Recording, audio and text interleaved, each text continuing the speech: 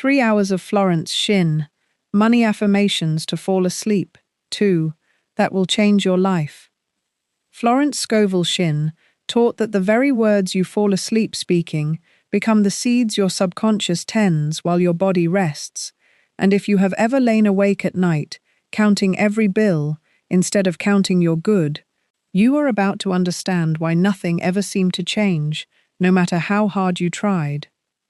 There is a verse in Isaiah, the 65th chapter, the 24th verse, that says, "And it shall come to pass, that before they call, I will answer, and while they are yet speaking, I will hear." Now sit with that for one moment. Before you call, the answer is already moving toward you. While you are yet speaking, it is already heard. Florence Scovel Shinn would stop you right there and say, "Do you see it? The supply was never waiting on your struggle to produce it. The supply was already in motion, and the only thing that could ever delay it was the sound of your own voice speaking against it." Most people wait to feel worthy of the answer before they will let themselves speak as though it is already given, and that backward order is the very thing that keeps supply standing at the door instead of walking through it. So before we go one step further, let us give the subconscious something true to hold on to, something the mouth can shape and the mind can rest inside of. Say it with me.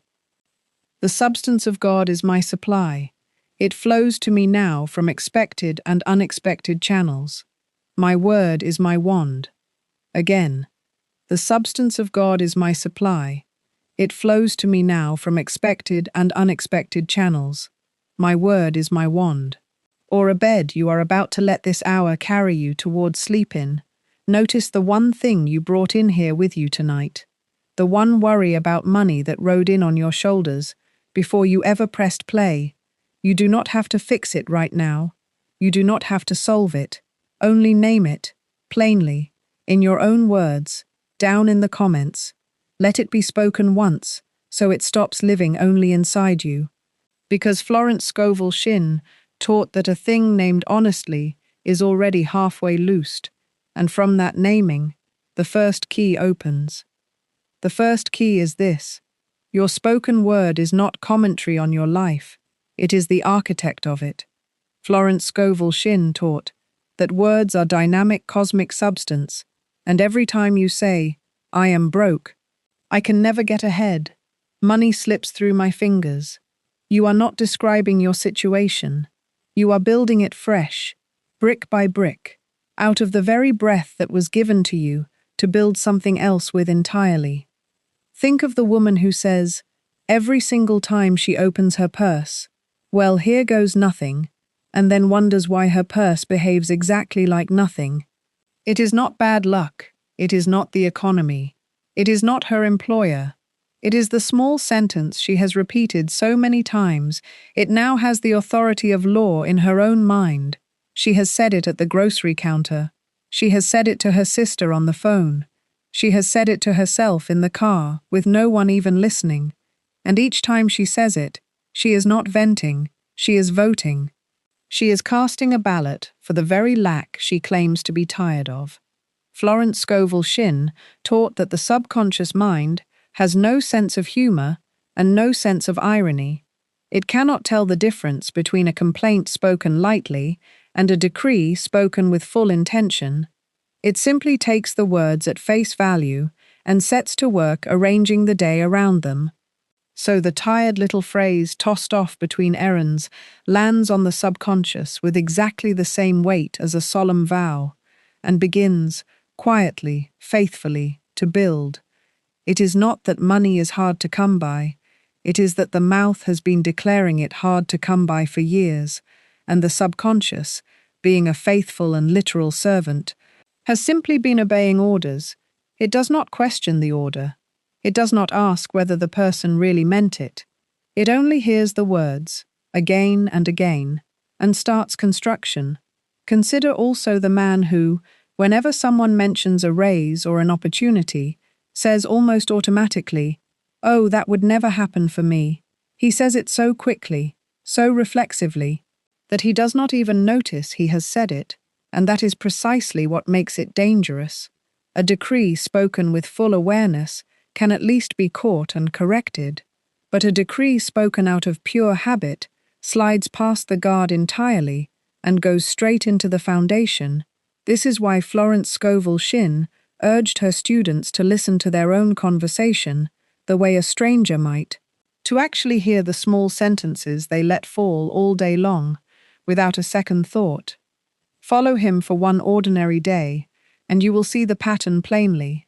At breakfast, he tells his wife, "We will just have to make it stretch again this month." By mid-morning, he tells a co-worker, "Oh, nothing ever falls into my lap." By lunch, he laughs and says, "Story of my life." Broke again by Wednesday. And by evening, he is genuinely puzzled, wondering why the week feels so tight, never once noticing that he spent the entire day placing 3 separate orders for exactly the thing he did not want delivered. The subconscious does not audit his intentions. It only fills the orders. So this week, catch yourself the moment the old sentence rises. That old "I can never afford it," and before it finishes leaving your lips, change its ending. Let it become, "This is on its way to being easy for me." You do not need to believe it fully the first time you say it. You only need to say it instead of the old one, because Florence Scovel Shinn taught that the tongue is a rudder, small, but it turns the whole ship, and a ship does not turn all at once. It turns by degrees, one small correction at a time, held steady, until the whole course has changed and no one even remembers when it happened. And if you slip and speak the old sentence again tomorrow, simply catch it sooner than you did today, because that alone is the whole practice, not perfection, only correction, repeated gently until the new sentence is the one that rises first. Say this quietly to yourself now, and mean it as a decree rather than a hope. My words build my supply, and I choose what they build. The second key is this: you are not living according to your circumstances. You are living according to your self-concept, and your circumstances are only ever the mirror catching up. Florence Scovel Shinn taught that a person can only demonstrate what they believe themselves to be. So if somewhere inside you, you are still the one who never gets the good table, never gets the raise, never gets picked, then no matter how many affirmations you say with your mouth, that quiet self-concept underneath will keep arranging your days to prove itself right. Because that is what self-concept does. It does not decorate your life, it designs it. It is the blueprint, and the blueprint always wins the argument with the wallpaper. Consider the man who prays for abundance every single morning, sincerely, on his knees, and then walks into his office and describes himself to every co-worker as the guy who always gets the short end. He is asking heaven for a promotion while handing his own co-workers, and more importantly his own subconscious, a completely different job description, and the subconscious will always honor the description spoken with the most feeling behind it, not the one recited fastest. It is not that he lacks faith in God, it is that his faith in his old identity is simply louder. Now consider a smaller, quieter version of the very same thing. A woman standing at the grocery checkout, watching the total climb, and before the cashier even says the number, she has already murmured to herself, "Of course it is more than I planned. It always is." She does not mean any harm by it. She has said it so many times, it barely registers as a thought anymore. It feels like an observation, but it is not an observation. It is an order placed with her own subconscious, and the subconscious, patient and literal and endlessly obedient, simply keeps filling that order, receipt after receipt, week after week. She thinks the checkout total is informing her self-concept, when really her self-concept walked into that store an hour before she did and set the price. Self-concept is rarely built in a single dramatic moment. It is built the way a riverbed is built, one small trickle of repeated thought after another, worn into the mind until it becomes the channel everything else naturally follows. A childhood sentence overheard about money never stretching far enough. a single embarrassing moment of not having enough at exactly the wrong time, a passing comment from someone whose opinion mattered too much. None of these had to become permanent, but they were repeated, quietly agreed with, and rehearsed, until they hardened into identity, and Florence Scovel Shinn taught that whatever the mind rehearses long enough, it eventually mistakes for truth, not because it is true, but because repetition is the only proof the subconscious ever asks for. So here is the practice for this week. Pause for a moment and pick one real sentence you use to describe yourself to other people. The tired old label. Oh, I am just someone who is bad with money. Oh, I never win at these things. And catch it the next time it rises. And replace it. Out loud if you can manage it, or silently if you cannot yet, with a description that belongs to the person you are actually becoming. I am someone who money moves toward easily now.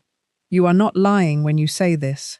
You are simply speaking ahead of the evidence, which is exactly what every person who ever changed their life had to learn to do first.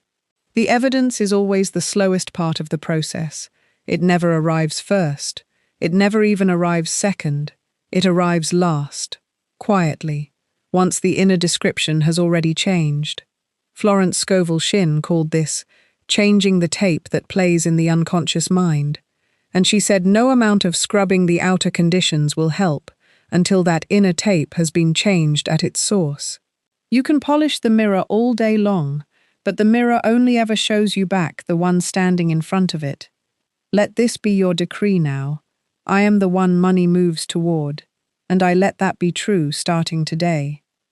2 keys in, and you are already holding more than most people who read Florence ever put to use. But holding a key and turning it are not the same thing. She taught that the word has to leave your mouth, daily, out loud. That is what the overflow covenant is for. 21 mornings, 1 decree waiting in your inbox. You read it, you speak it, 2 minutes. $27, 30-day refund, first link under the video. Now the third key. The third key is this. The hour before sleep is the most sacred hour of your entire day, because it is the 1 hour when the reasoning mind finally loosens its grip and the subconscious lies open, undefended, ready to receive whatever thought is held there last. Florence Scovel Shinn taught that impressions made on a relaxed mind sink far deeper than impressions made on a striving one, which is precisely why anxious thoughts held at midnight can shape a whole week, and why a single calm decree held at that same hour can undo months of worry. Think of the woman who spends her whole evening scrolling through bills on her phone and then turns off the light and lies there running the numbers over and over in the dark. She has just handed her subconscious the clearest instruction of her entire day, and it will spend the night faithfully building more of exactly what she rehearsed. Notice that she did not mean to give an instruction at all. She thought she was only worrying. But the subconscious does not know the difference between worry and prayer.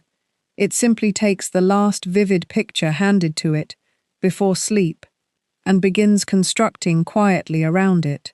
Hour after hour, while she dreams of other things entirely, it is not that the bills are the problem. It is that the last thought of the day was given the loudest microphone in the house, and nothing else got to speak after it. Now consider the same woman on a different night. She still pays her bills. She still faces the same numbers. Nothing about her outer circumstance has changed, but before she turns off the light, she pauses. She lays one hand over her heart, the way you might quiet a frightened animal, and she says slowly, out loud if she is alone, I release this day now, and I rest in the assurance that supply flows to me while I sleep. And something in the room changes, even though nothing in the room has moved. Because Florence Scovel Shinn taught that it is not the circumstance that determines the night's building, it is the last word spoken over the circumstance. Think also of how differently a parent speaks to a child who cannot fall asleep. No parent stands over a crying child reciting the day's troubles back to them. A wise parent hums something low and steady. something with no sharp edges in it, until the child's breathing softens and the small body finally lets go. This is exactly the office you are meant to perform for your own subconscious every single night. You are the parent now, and the frightened child is the anxious tape that has been running in you for years, and it will not be silenced by force. It will only be silenced by being spoken to gently, repeatedly, until it believes it is safe enough to finally rest. It is not force that changes the subconscious. It is repetition spoken tenderly, night after night, the way water shapes stone without ever raising its voice. Now widen the picture a little further, and think of a man who has made a quiet ritual of reading the financial news for exactly 1 hour before bed. He tells himself he is only staying informed, but notice what he is actually doing. He is filling the most receptive hour of his entire day with headlines about shortage, about downturns, about other people's losses, and then he closes the laptop and expects to sleep peacefully, as though the last hour had no weight at all. But Florence Scovel Shinn would ask him gently, "Whose supply were you just rehearsing?" Because the subconscious does not sort headlines by relevance. It simply absorbs whatever was held longest with the most attention right before the mind went dark. And a market report absorbed at midnight will shape a dream and a mood far more than any decree spoken quickly and without feeling earlier in the day. It is not information that harms him. It is that the hour he gave it in was the 1 hour that could least afford to receive it unguarded. And here is a gentler picture still. Think of the simple act of a single candle placed in a dark window. It does not shout. It does not flicker wildly trying to prove itself. It simply stays lit, steady, small. And its steadiness is exactly what makes it visible from so far away. This is what one calm sentence does inside a tired mind at the end of a long day. It does not need to be loud. It only needs to be held without wavering, said once, said slowly, said again, if the old worry tries to speak first, because a steady, small light will always outlast a large, flickering fear. So tonight, and every night after this one, let your very last thought before sleep be a chosen one, not a leftover one. Something as simple as, "I rest now in the assurance that supply flows to me while I sleep," said slowly, said gently, said the way you might hum a child to sleep, because that is exactly what you are doing. You are humming your own subconscious into agreement with your good. And this, more than any effort of the daylight hours, is where the real building happens. Let the day's numbers stay in the daylight where they belong, and give this 1 hour, this last hour, entirely over to the truth instead of the tally. Speak this now as your decree. I fall asleep in agreement with my good, and I wake already provided for. The fourth key is this, and it is the deepest one we have come to yet. So let us take it slowly, in pieces, the way Florence Scovel Shinn herself would sit with a student and unwind one knot at a time, not rushing toward the lesson, but letting each piece settle before the next one is offered. First, consider this. No supply can flow through a channel that is clenched shut by an old resentment. Florence Scovel Shinn taught again and again that unforgiveness is the single greatest block to demonstration, more than lack of effort, more than lack of opportunity, because resentment keeps the mind chewing endlessly on the past, and a mind that is chewing on yesterday has no attention left over to receive today's good. She called this cutting the cords, not because the person you resent needs to be released for their sake, but because you need both hands free to receive what is coming, and you cannot hold a grudge and a gift in the same hand at the same time. Think of the woman who lost a business partnership years ago, and to this day, whenever money comes up in conversation, her mind runs straight back to that betrayal. She is not thinking about her current supply at all. She is standing in a courtroom in her own head that closed years ago, still arguing a case no one else is even attending, and while she stands there arguing, her actual present opportunities walk quietly past her, unnoticed, because every bit of her attention is retained by the past. Notice her whole week if you watched it closely. On Monday, a friend mentions a job opening perfectly suited to her, and she barely hears it because she is replaying the old partner's betrayal in her mind for the 1,000th time. On Wednesday, a small check arrives that should have been a pleasant surprise, and instead, she spends the evening telling herself it is not enough. It will never be enough, because that old wound has taught her that good things are always followed by loss. By Friday, she is exhausted, not from her work, but from the sheer labor of carrying a courtroom around in her chest everywhere she goes, and she has no idea that the exhaustion itself is costing her more than the original betrayal ever did. Notice too what this cord costs her in the smaller hours, the ones she would never even think to count. She spends 4 minutes at a red light replaying a single sentence her old partner said in a meeting years ago. She spends another 10 lying awake, rehearsing the version of the conversation where she finally says the thing she never got to say. None of this shows up on any bank statement. And yet Florence Scovel Shinn would tell you plainly that this is where her supply is actually leaking out, not from any lack of opportunity around her, but from the sheer number of hours her own attention spends locked inside a room that no longer exists anywhere except in her memory.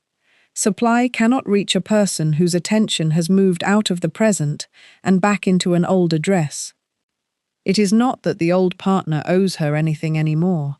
It is that she owes herself the freedom to stop paying rent on a room she does not even live in anymore. And every month she fails to release it, she pays that rent again, in full, with interest, out of her own peace.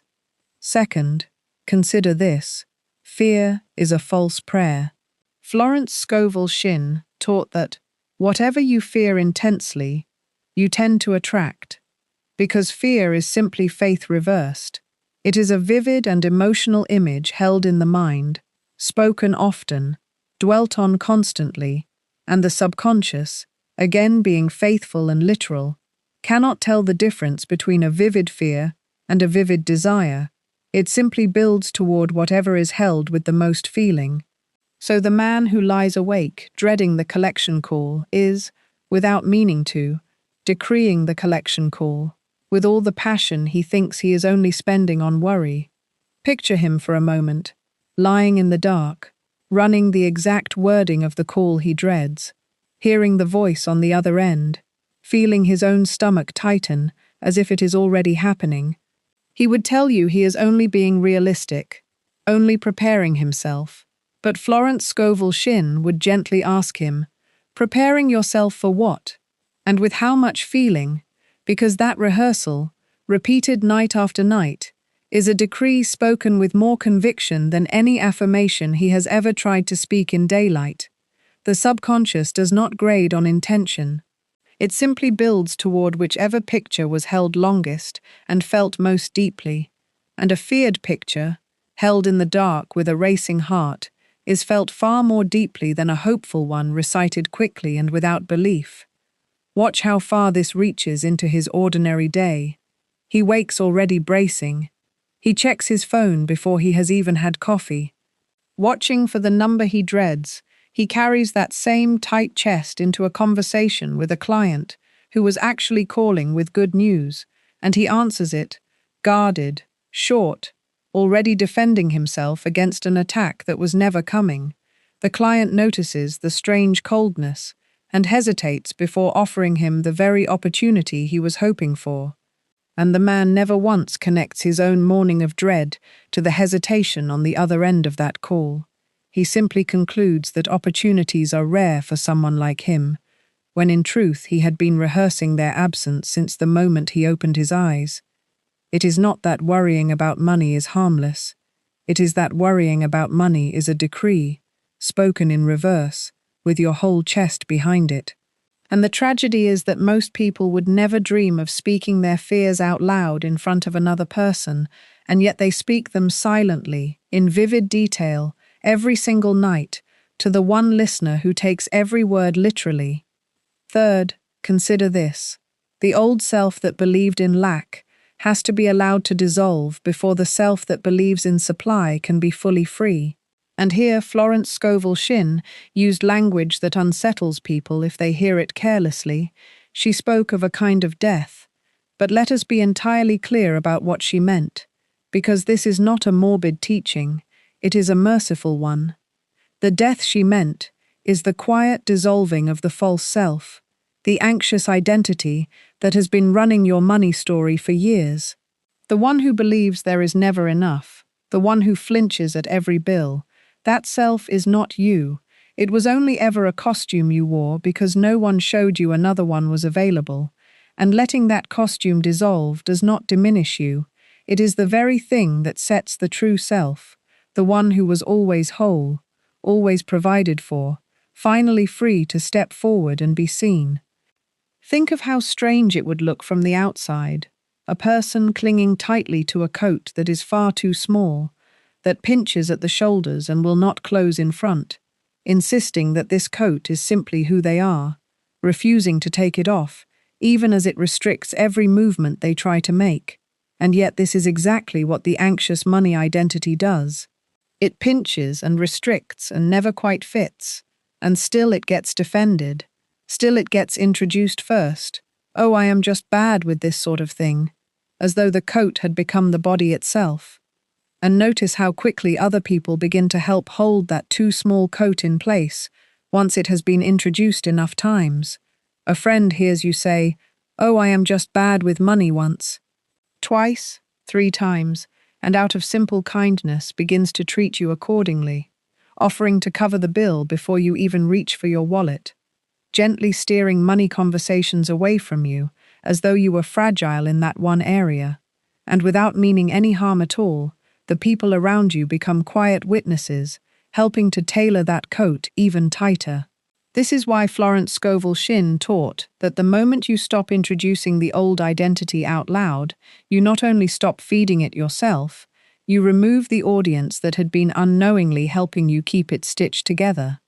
Florence Scovel Shinn taught that the moment you stop defending that old identity and simply let it fall away unmourned, the true self underneath, unhurried and complete, steps forward exactly as it was always meant to. And this is not a violent unraveling. It is closer to setting down something heavy you had simply forgotten you were still carrying. The shoulders drop before the mind even understands why, and the breath comes easier, and slowly, very slowly, the sentences that come out of your mouth about money begin to change on their own, not because you forced them to, but because there is finally room in you for a truer sentence to live. So this week, do the actual work of releasing. Sit for a few quiet minutes. Name the resentment you are still carrying about money, whether it is toward a person, an employer, a parent, even yourself for a past mistake, and simply say, "I release you now. I bless you and let you go. I take back the attention I have loaned to this old story." You do not need the other person to apologize. You do not need the situation to resolve.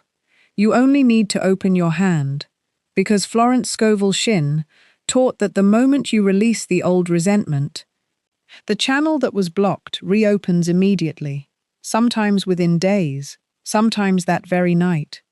And if a fear has been running loose in your imagination at night, meet it directly.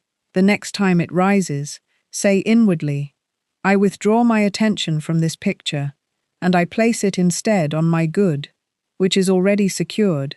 Say it as many times as the fear returns. Because a decree repeated calmly will always outlast a fear repeated anxiously.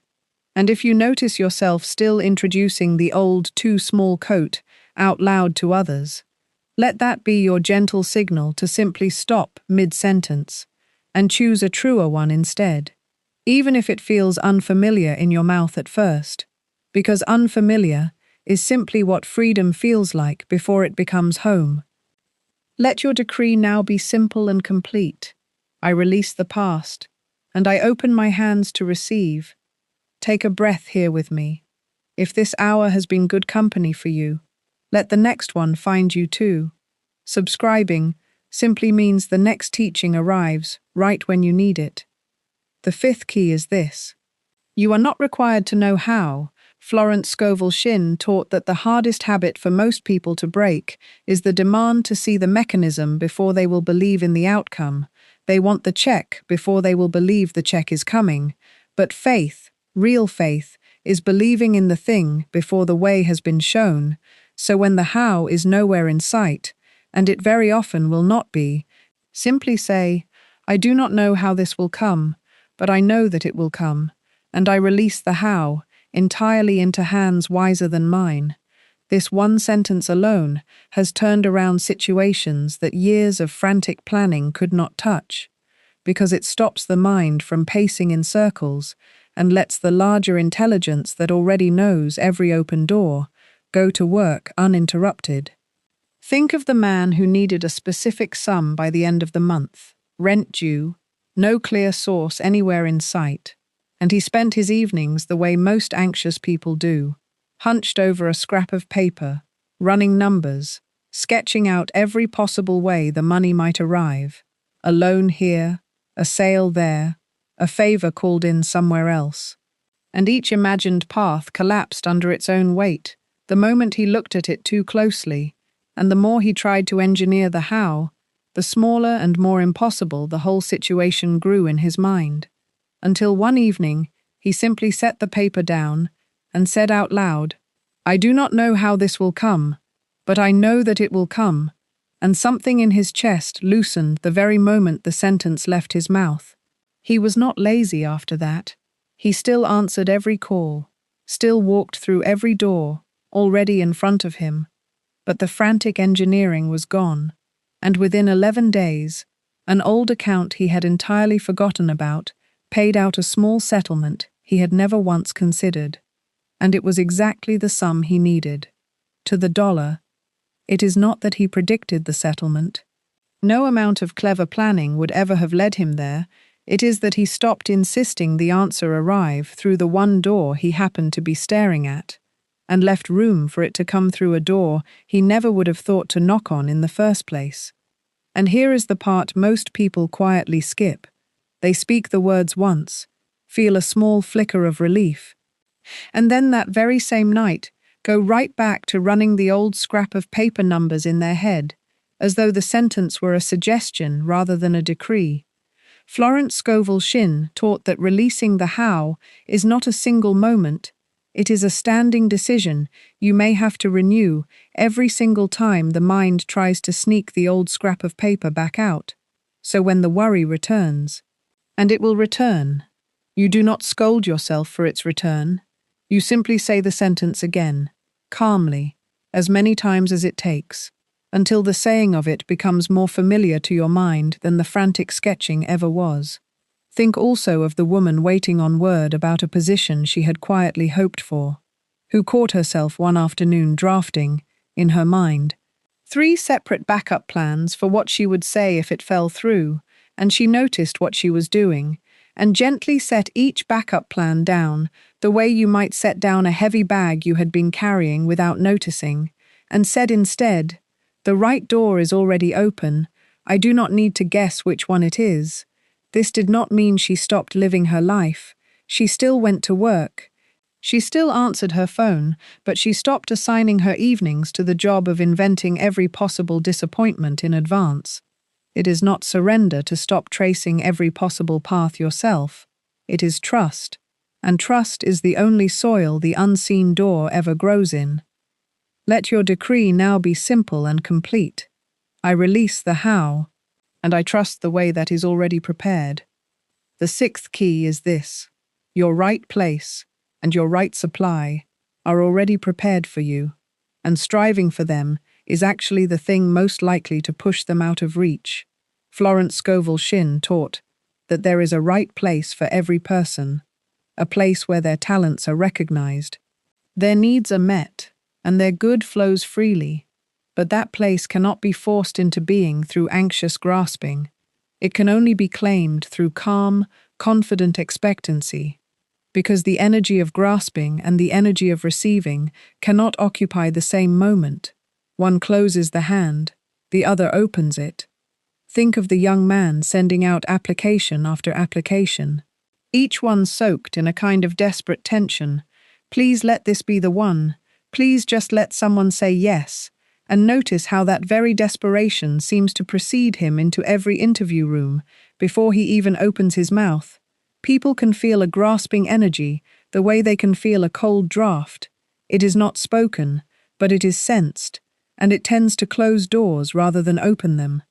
Now imagine that same young man instead sending out those same applications while holding a settled inner knowing, my right place is seeking me just as much as I am seeking it, and it cannot miss me. This is not passivity. He still sends the applications. He still shows up prepared, but the tension underneath has been replaced with quiet certainty. And certainty, Florence Scovel Shinn taught, is magnetic in a way that desperation can never be. It is not that effort is wrong. It is that effort without inner rest becomes a wall instead of a bridge. Now widen the picture a little, because this key does not only belong to the job seeker. Think of the woman searching for a new apartment, walking through hallway after hallway. Each one either wrong in size or wrong in price, or wrong in some small way that leaves her a little more discouraged than the last. She begins to grip the search the way a person grips a steering wheel in traffic, knuckles tight, eyes darting, convinced that if she relaxes for even a moment, the right place will slip past her unnoticed. And so she rushes from listing to listing, exhausted. And every apartment she does see seems to carry the same tension she walked in with. Nothing feels settled because she herself is not settled. Florence Scovel Shinn would tell her gently that the very apartment she is hunting for is at this moment just as unoccupied and just as ready for her as she is ready for it, and that her hunting, frantic as it is not what will bring the two of them together. Her calm claiming is, so picture her instead pausing before she opens the next listing, taking one slow breath, and saying quietly, "The right place is already prepared for me, and I cannot miss it, and it cannot miss me," and then continuing to look, continuing to call, continuing to show up, but from an entirely different inner posture. And notice this carefully.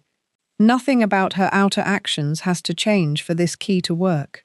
She still does the calling, she still does the showing up. What changes is the atmosphere she carries into every room she walks into. And Florence Scovel Shinn taught that this atmosphere is sensed by landlords and employers and strangers alike, long before a single word about qualifications is ever exchanged. Think also of the small business owner sitting through a slow week, watching the phone that is not ringing as often as she would like. And notice the two ways she could sit with that silence.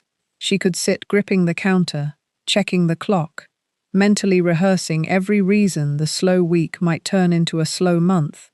Or she could sit exactly where she is, doing the same ordinary tasks, restocking a shelf, answering an email, and quietly repeat to herself, "My right customers are already moving toward me now.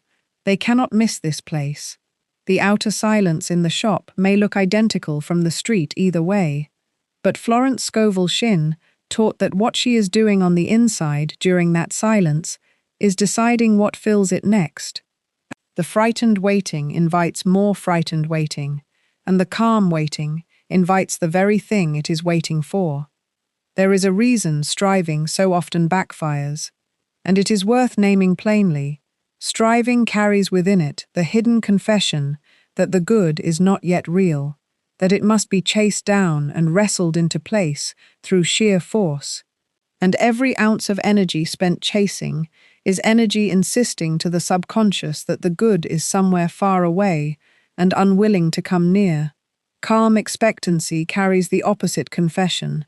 It says the good is already real, already prepared, already assigned, and all that remains is to walk forward without clenching.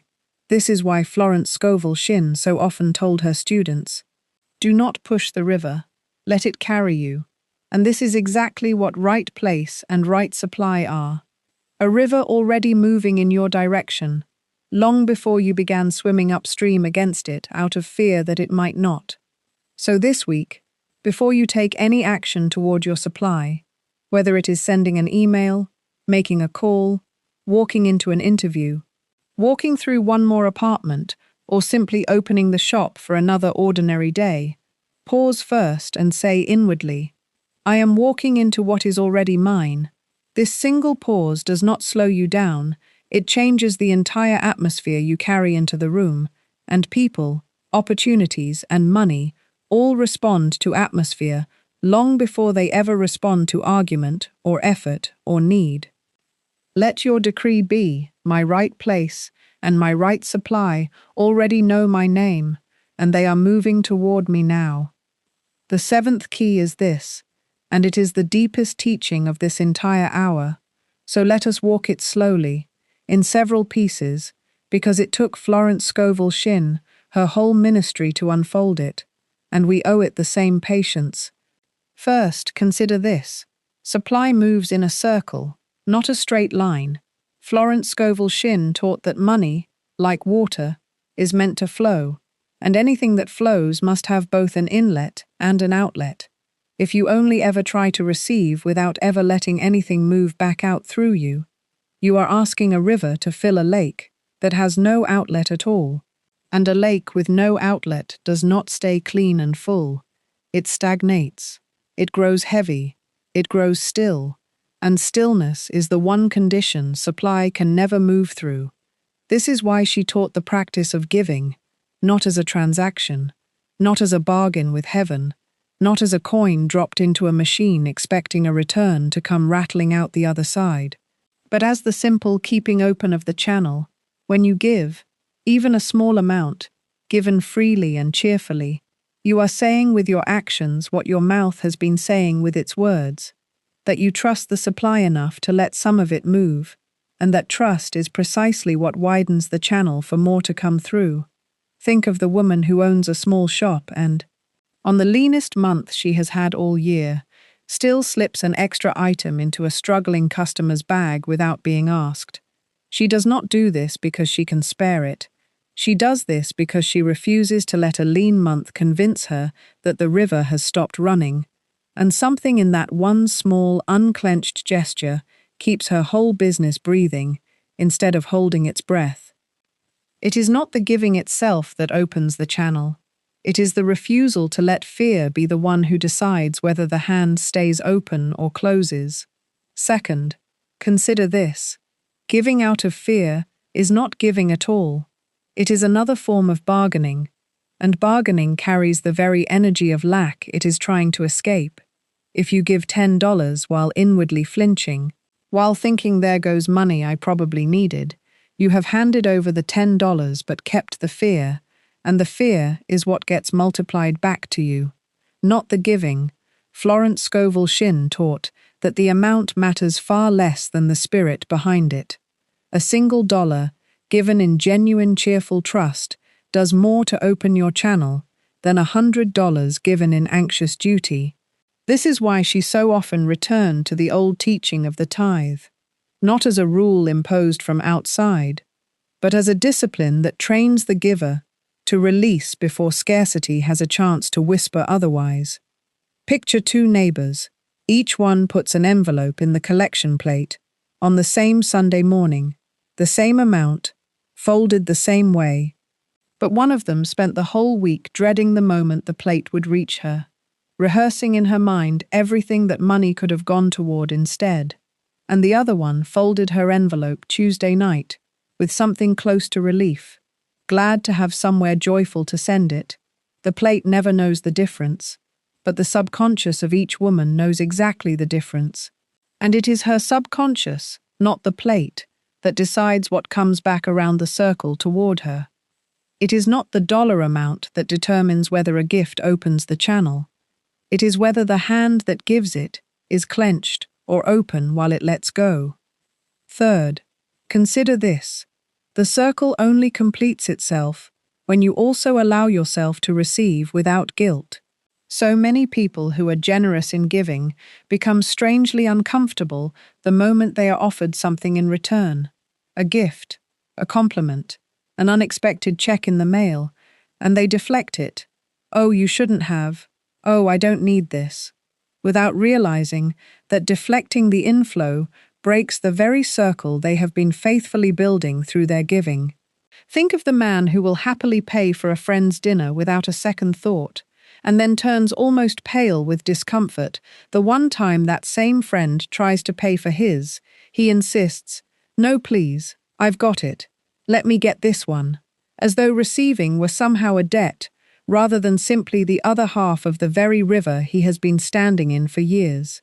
Florence Scovel Shinn taught that receiving graciously is just as much a spiritual act as giving generously. To receive well is to say, "I trust that I am worthy of this good," and that statement, spoken through simple gracious acceptance, a warm thank you and nothing more, keeps the river moving exactly as it was designed to move. Refusing a gift does not make you humble. It makes you a dam standing in the middle of your own river. Think of it this way. A river that only ever pours out and never allows itself to be fed by the rains upstream will eventually run dry, no matter how generous its pouring was.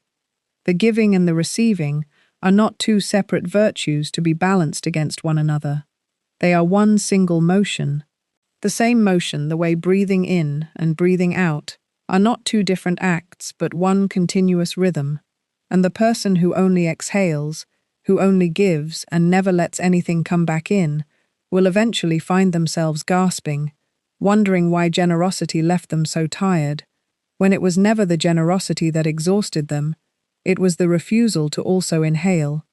Fourth, and this is where it all gathers together, consider the ordinary shape of a single day lived according to this principle, because Florence Scovel Shinn always brought her teaching back down, out of the clouds, and into the actual hours a person lives.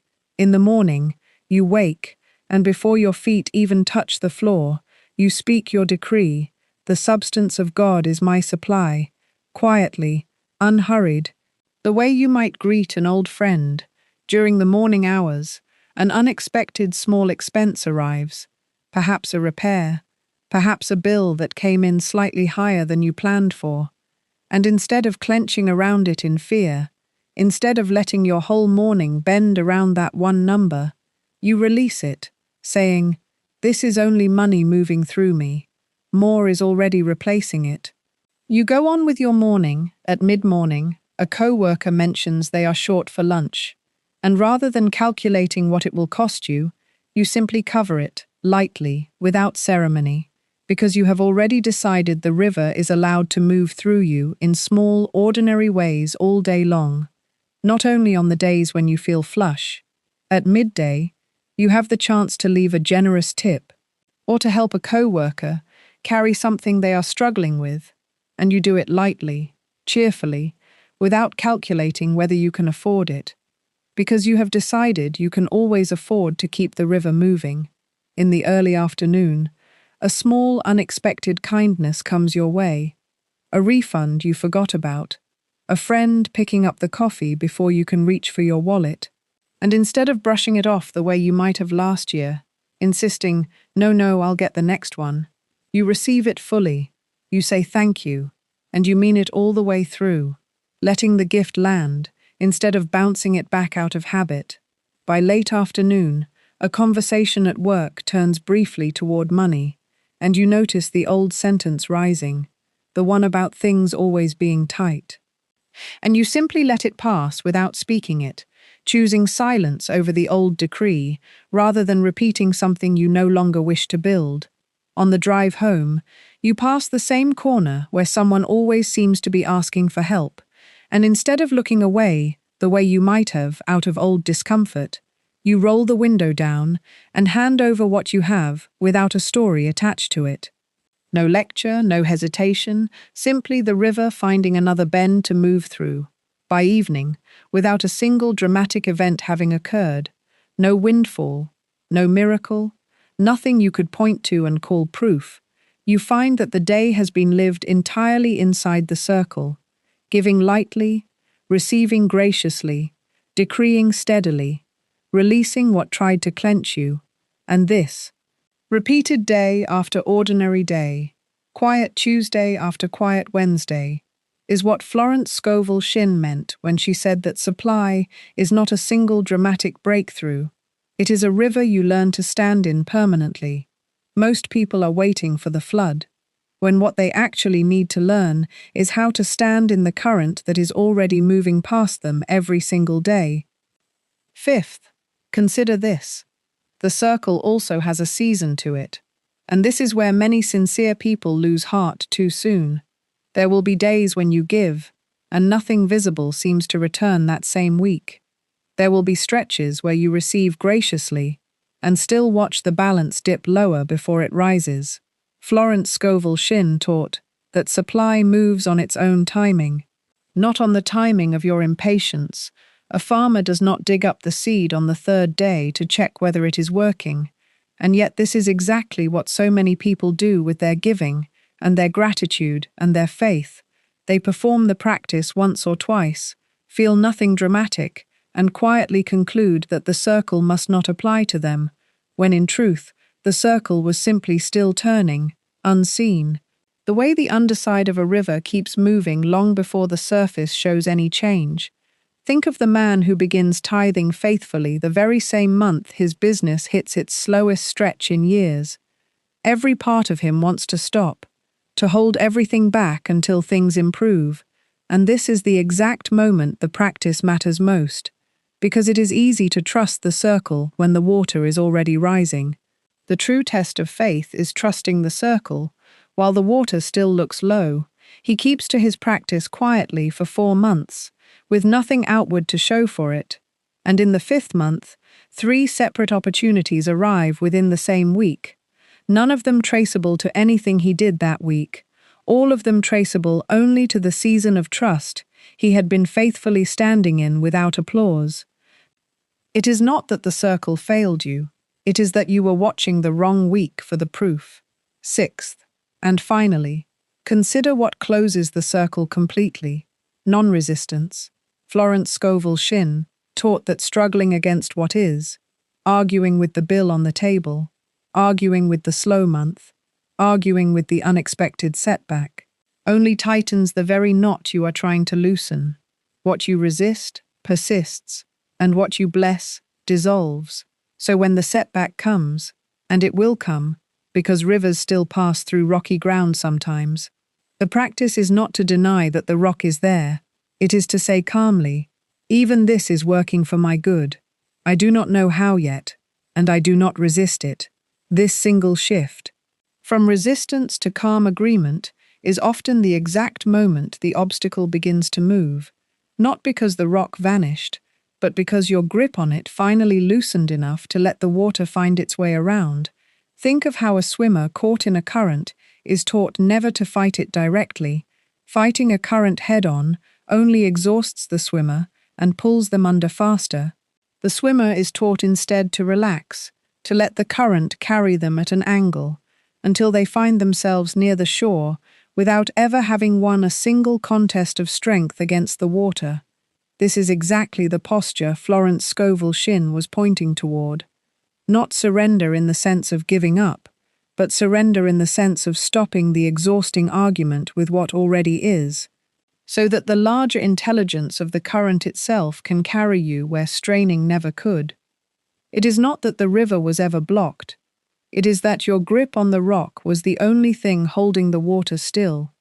So gather all of this together now: the giving, the receiving, the ordinary days, the patient seasons, the loosened grip, and let your decree from this whole teaching be one that holds every piece of it at once. I give freely, I receive graciously, and I flow with what comes, trusting the circle to complete itself. If tonight's teaching on the circle of supply stayed with you, the overflow covenant was built to keep that circle moving morning after morning. The 8th key is this: gratitude is the multiplier that decides how far every other key you have learnt tonight will actually reach. Florence Scovel Shinn taught that thanksgiving increases the very thing it is given for, that a grateful heart is continually magnetized to receive more, while a complaining heart, even one that technically has plenty, experiences that plenty as scarcity because it is never actually noticed. And she went so far as to say that praise and gratitude are the fulfilling of the law, meaning they are not the reward that comes after supply arrives. They are the very mechanism that calls supply forward in the first place. Think of the cup in the picture before you, golden, sitting on a table already crowded with small coins, and notice that the cup does not wait until the table is bare before it begins to overflow. It overflows precisely because it is already full, and this is the whole secret hidden inside gratitude. It does not wait for lack to be corrected before it gives thanks. It gives thanks for what is already present, however small, and that very act of thanksgiving is what causes the cup to run over, rather than simply sit there, holding its small supply in careful, anxious silence. Think of the two people who receive the exact same modest paycheck this month. One spends the whole evening listing everything it will not cover, and feels poorer with every item added to the list. The other looks at the same number and says quietly, "Thank you, this is here, and more is coming." And something in the very posture of that second person, the settled ease of it, tends to open doors that the anxious listing never could. It is not the size of the supply that determines how rich a person feels. It is the size of the thanksgiving they hold it with. Now picture an ordinary evening, the kind that repeats itself in 1,000 homes every single night. A woman comes home tired, opens her mail, finds a bill slightly higher than she expected, and her whole evening bends around that one envelope. She carries it to dinner with her. She carries it into her conversation with her husband. She carries it to bed. And by the time she finally falls asleep, the last thought her subconscious received was the exact shape and weight of that bill. Now imagine instead that she opens the same envelope, feels the same small sting, and then deliberately says, "Thank you for the lights that stayed on all month. Thank you for the roof. This bill is proof I actually have. Thank you for the ability to pay it at all." She has not pretended the bill does not exist. She has simply refused to let it be the only voice in the room. And Florence Scovel Shinn taught that this refusal, repeated night after night, is what slowly changes a person's entire financial atmosphere. Not because the bills stop coming, but because the mind stops handing them the loudest microphone in the house. Now widen the picture a little further, because gratitude does not only change what happens at night in one bedroom, it changes what happens across a whole table. Think of a family sitting down to a plain meal on a plain evening. Nothing special about the food, nothing special about the day. And one parent pauses before anyone lifts a fork and says simply, "Thank you for this table. Thank you that it is full again tonight." The children barely notice the words, they are only hungry. But something in that small, unhurried pause settles into the room, the way warmth settles into a house after the heat finally comes on. And the parent who does this night after night is not performing a ritual for anyone else's benefit. They are quietly training their own household, and their own subconscious along with it, to notice fullness instead of scarcity as the ordinary condition of that home. This is a small thing, almost too small to mention, and yet Florence Scovel Shinn taught that it is exactly the small, repeated, almost unnoticed gestures that end up shaping a life far more than the rare dramatic ones ever do. It is not the grand gesture of gratitude, spoken once with great feeling, that changes a household or a life. It is the plain, quiet, repeated one, spoken lightly, on an ordinary Tuesday, with nothing special to mark the occasion at all. There is a second layer to this key, and it is easy to miss. Gratitude spoken about the past and the present is what opens the door for gratitude to be spoken in advance about the future. Florence Scovel Shinn often had her students give thanks for the very thing they were still waiting to receive, as though it had already arrived, not as a trick, but because thanksgiving is itself a form of acceptance, and acceptance is what supply is always waiting for. So if you are waiting on a check, a job, a turn of fortune, you do not only give thanks once it lands in your hand, you practice giving thanks now, quietly, for its arrival, because the thanksgiving itself is part of what clears the channel it is meant to travel through. It is not thanksgiving after the fact that changes things most. It is thanksgiving offered in advance, standing at the door before the guest has even arrived, certain enough of the welcome to set the table early. So build a small practice this week. Before sleep, name 3 specific things from that very day you are grateful for regarding your supply. Not vague ones, specific ones. The coffee that was already paid for, the bill that came in lower than expected, the customer who said something kind, the parking spot that saved you a fee, the meal that stretched one more day than you thought it would. Florence Scovel Shinn taught that specific gratitude trains the eye to notice supply everywhere, while vague gratitude trains nothing at all. And an eye trained to notice supply everywhere will always find more of it than an eye still scanning for what is missing, because whatever the eye practices finding, the eye becomes extremely good at finding, and if it has spent years practicing finding what is missing, it will need these small nightly moments to retrain itself toward what is already here. And notice one more thing about the cup in the picture. It does not overflow onto an empty table. It overflows onto a table that already holds a little. Because gratitude never begins with nothing, it always begins with noticing the little that is already there. And it is that noticing, faithfully repeated, that becomes the very motion which lifts the cup past its own rim. Let your decree be, I give thanks for what I have, and my cup runs over now.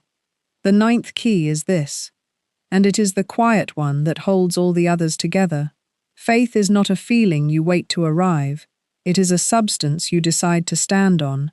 Whether the feeling has arrived yet or not, Florence Scovel Shinn taught that faith is the substance of things hoped for, meaning it is not decoration added after the evidence appears. It is the very material the evidence is built from. So on the nights when none of this feels true yet, when the bank account still looks the same, and the old worry still tries to climb back into bed with you, that is not the moment to abandon the decree. That is the exact moment the decree is doing its deepest work, unseen, beneath the surface, the way a seed does all of its most important work in complete darkness before anything green ever appears above the soil. Think of the woman who has been speaking her decrees faithfully for 2 full weeks, and on the 14th night she lies there, and nothing outward has changed at all. The same bills sit in the same drawer, the same silence comes from the same phone she has been waiting on, and a small voice in her whispers, "You are only talking to yourself. This is not working." This is exactly the hour Florence Scovel Shinn would have leaned in closest, because she taught that this quiet, uneventful middle stretch is not the sign that the word has failed, it is the sign that the word has been planted and is doing exactly what a planted thing does, which is nothing visible at all. For a while, the woman who keeps speaking anyway, without a single outward proof to lean on, is the one practicing the very substance faith is made of. The woman who stops the moment proof fails to arrive was never practicing faith in the first place. She was only practicing a hope that demanded to be paid in advance. Now picture her a little closer. On the 15th morning, she almost skips the decree. Her hand is already reaching for her phone to check the account she already knows has not changed. And in that small pause, she catches herself, and she says it anyway, quietly, to an empty room, unseen by anyone, unrewarded by anything she can point to yet. And Florence Scovel Shinn would say that this exact moment, this unglamorous, unwitnessed moment, is worth more than 100 decrees spoken on the easy nights when belief came without effort. Because faith, proven in the dark, is the only faith that was ever actually being tested at all. Faith spoken only when the evidence already agrees with you was never faith to begin with. It was only agreement. It is not that you must feel certain before you speak with certainty. It is that speaking with certainty is how the certainty eventually arrives. And it is not the absence of doubt that marks a person of faith. It is the willingness to keep speaking the word anyway, in the very presence of that doubt, until the doubt grows tired of being unanswered and quietly leaves the room on its own, the way an uninvited guest eventually stops knocking once it learns the door will never be opened to it again. Think also of the golden light, steady in the dark window.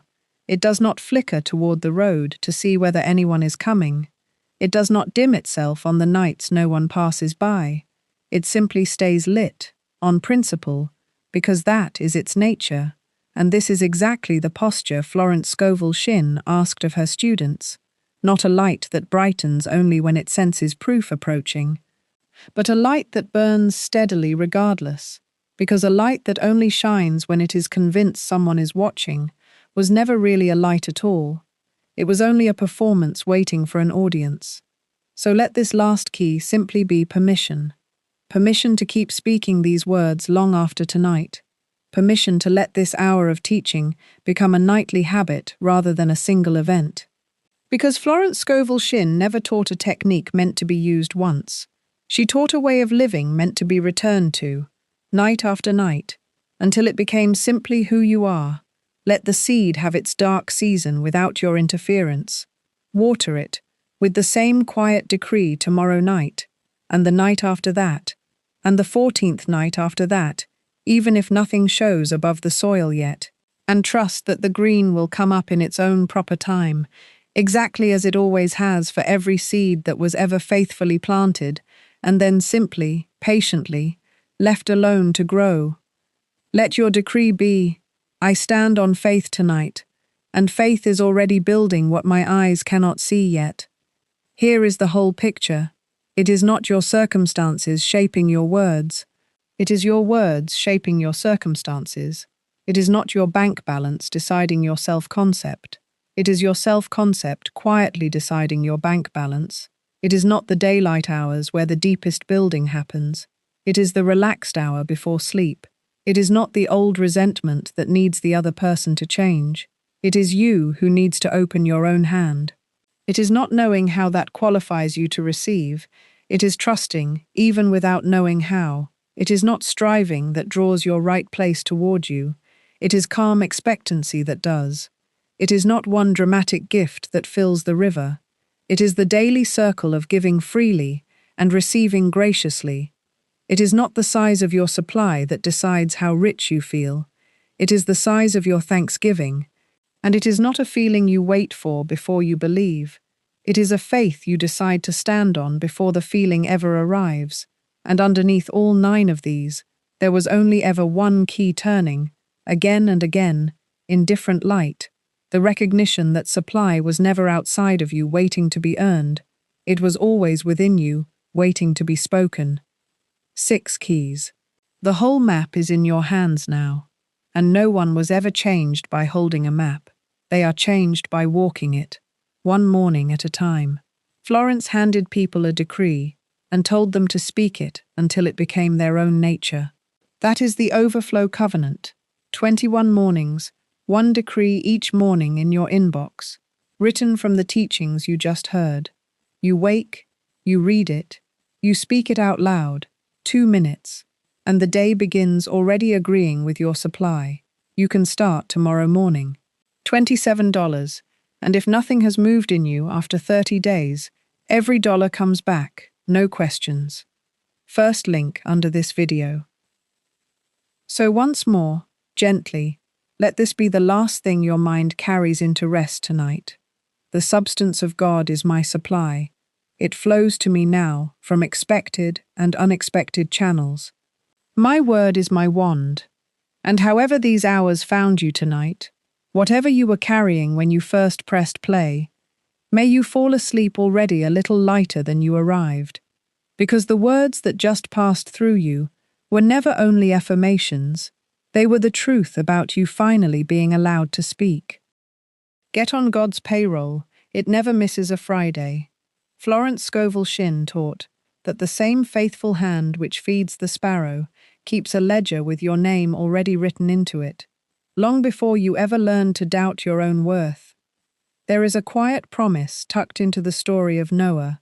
After the flood, after the old world had been washed clean away, and God speaks a line that most people read as a poem about farming, but Florence Scovel Shinn would tell you is really a payroll clause written into the very structure of creation. It is Genesis, chapter 8, verse 22, and it reads, "While the earth remaineth, seed time and harvest, and cold and heat, and summer and winter, and day and night shall not cease." And she would stop you right there and say, "Do you see it? This is not sentiment. This is law. Seed time and harvest do not negotiate. They do not check your bank balance first. They do not wait to see if you deserve the sunrise before they release it. The sun does not miss a morning, and the seasons do not miss a turn. And yet most of you have quietly assumed your own paycheck works on a different, shakier system, that it depends on your boss's mood, on the economy, on whether you were good enough this quarter. And Florence Scovel Shinn would say that very assumption is the one thing standing between you and a supply that has never once actually failed. You have been applying to man for a position that Spirit assigned you long ago, and the moment you understand that, the entire picture rearranges itself in your favor. Say it with me. I am on God's payroll. My wages are already prepared. My word is my wand again. I am on God's payroll. My wages are already prepared. My word is my wand. If something in you just went quiet hearing that, if some tired, striving part of you finally exhaled, then type the two words, God's payroll, in the comments below right now. Let it be your seal. The first key is to see yourself as already on the payroll of the universe, not as an applicant standing at the door with a resume in hand, hoping to be chosen, hoping to be enough, hoping the interviewer called circumstance looks kindly on you today. Florence Scovel Shinn taught that this kind of hoping is exhausting work and also entirely unnecessary, because the position was never up for grabs in the first place. It was assigned to you the moment breath entered your body. Your name was entered into the ledger of divine supply, long before you ever learned to doubt it. And if you have spent years feeling like you were forever interviewing for a life that never quite hired you back, you are not the only one. So many quietly carry that exact exhaustion and call it simply being responsible. Think of the man who works faithfully for a company for 20 years and one day discovers there has been a pension fund quietly growing in his name the entire time. He did not have to create that fund through frantic striving. He only had to find out it was there and begin to claim it. And that is precisely the position you occupy right now. It is not that you must go out and convince the universe to pay you. It is that you must recognize the payroll already carries your name and begin drawing from it as though it were already so. Picture a woman who spends her mornings anxious, sorting through the mail, bracing herself for bills, scanning for lack before her coffee has even cooled. She does this so quietly, so automatically, that she has never once questioned whether it is even necessary. She simply calls it being careful with money. And then imagine that same woman waking one day and saying quietly to herself, I am already provided for. I am already on the payroll. Watch how her whole day rearranges around that one sentence. She walks into rooms differently. She speaks to her employer differently. She even opens her mailbox differently, because a person who knows they are already paid does not beg, they simply receive. Notice too how differently she sleeps that night, because a mind that has stopped applying for its own worth finally has permission to rest. This is the fastest shift available to you this very week. Stop applying and start receiving. When a bill crosses your desk today, do not brace against it. Instead, say under your breath, I am already provided for, and feel how differently that lands in the body than the old tightening around lack ever did. Notice the shoulders drop. Notice the breath deepen. Notice how the very same piece of paper suddenly carries less weight the instant your inner posture changes toward it.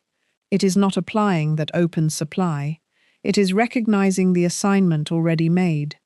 And once you rest in that recognition, even for a single moment, you have taken your very first true step onto payroll that never misses a Friday. This is not a technique you must master perfectly. It is simply a truth you must remember, the way you remember your own name, without effort, the moment someone asks it. Your place on this payroll requires no application, no interview, no proving, only your quiet return to what was true the whole time. And once you feel that shift beginning to settle in you, a larger question rises naturally. If the position was already given, then who exactly is issuing the check? I am already hired. I draw my wage without fear. The second key is to stop looking to man as your source of supply, and instead see man for what he truly is, a channel, never the fountain itself. Florence Scovel Shinn taught this so often because she watched so many people place their faith in the wrong office. They thought their supply lived in the boss's approval, or the client's mood, or the size of the company's budget this year. And when that channel narrowed even slightly, their whole sense of safety collapsed with it. But she would say, "It is not your employer who pays you. It is not your customer who pays you. It is not even your own labor that pays you. These are simply the pipes through which the one true paymaster chooses, on any given day, to send your portion. And pipes can be changed. Pipes can be widened. Pipes can multiply. But the source behind them never runs dry. It is worth sitting with how deeply this one mistake shapes an entire life. A young man takes his very first job, and quietly, without ever saying it aloud, begins to worship the hand that signs his check. He studies his manager's moods the way sailors once studied the sky. He flinches when the office door closes a little too firmly. He lies awake, wondering if a passing comment in a meeting means his position is somehow at risk. And none of this fear is really about the words spoken in that meeting at all. It is about where he has secretly decided his supply lives. Florence Scovel Shinn would say gently, "You have built a shrine in the wrong room, and until you find the true altar, you will keep bowing to furniture." Consider the woman who worked for 15 years at a company she believed was her entire livelihood, and when it suddenly closed its doors, she felt as though the well itself had gone dry. She wept in her kitchen, certain that her whole world had ended with that final paycheck. But within months, she discovered work she loved even more, paying her even better, arriving through a friend she had not spoken to in years, through a conversation she never planned. And she said afterward, "I thought my supply left with that company, but I see now the company was only ever the doorway. The supply was never inside the building at all." This is the reframe Florence Scovel Shinn wanted every reader to hold close. It is not that man is unreliable, and therefore life is unreliable. It is that man was never the source to begin with, so his moods, his budgets, his decisions were never actually your ceiling. Your ceiling is only ever your own belief about where your paycheck originates. Picture two women receiving the very same unexpected pink slip on the very same afternoon. One collapses inward, certain her livelihood has ended, because in her private theology that company was the whole of her supply, and the other feels the sting, feels it honestly, but underneath the sting there is a steadiness, because somewhere along the way she came to understand this one office was never the fountain, only a single pipe, among many still connected to a source that was never threatened for even one moment. Watch which of these two women recovers first.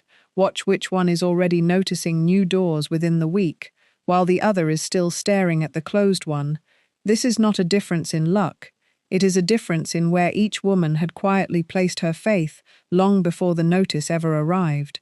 So this week, when you feel your stomach tighten around a single client, a single employer, a single sale that did not close, pause and silently correct the thought, "This is a channel, not the source. My paymaster has 1,000 other channels I have not even met yet." Say it plainly to yourself. Man is not my source. Spirit is my source. And man is simply one of its many generous hands. When you truly believe this, you stop clutching at any one channel so tightly that you choke it. You stop resenting the boss who was slow to notice you. You stop panicking over the one deal that fell through, because you know the payroll office itself was never in that room to begin with. It was never in that boardroom. It was never in that inbox. It has always been unseen and always been faithful. And once you release your grip on any single human channel, you make room for the next question naturally to rise. If the source is unseen, then how exactly do you place your claim upon it? Man is my channel, spirit is my source. I release my grip in peace. The third key is to claim your wages in advance, speaking as one already paid, rather than one still waiting to be paid. Florence Scovel Shinn taught that most prayer and most desire is spoken from the wrong tense entirely. People say, "I hope I will have enough. I need this deal to close.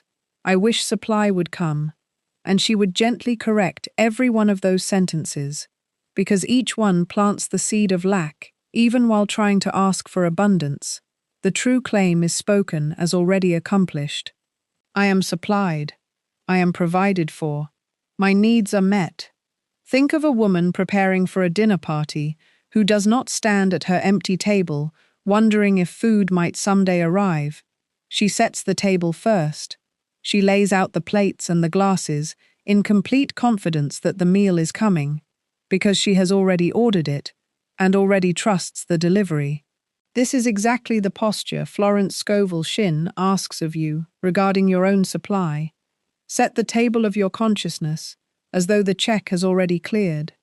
Consider a man who spent years praying the same worried prayer every single morning, standing at his kitchen counter saying, "Please let there be enough this month."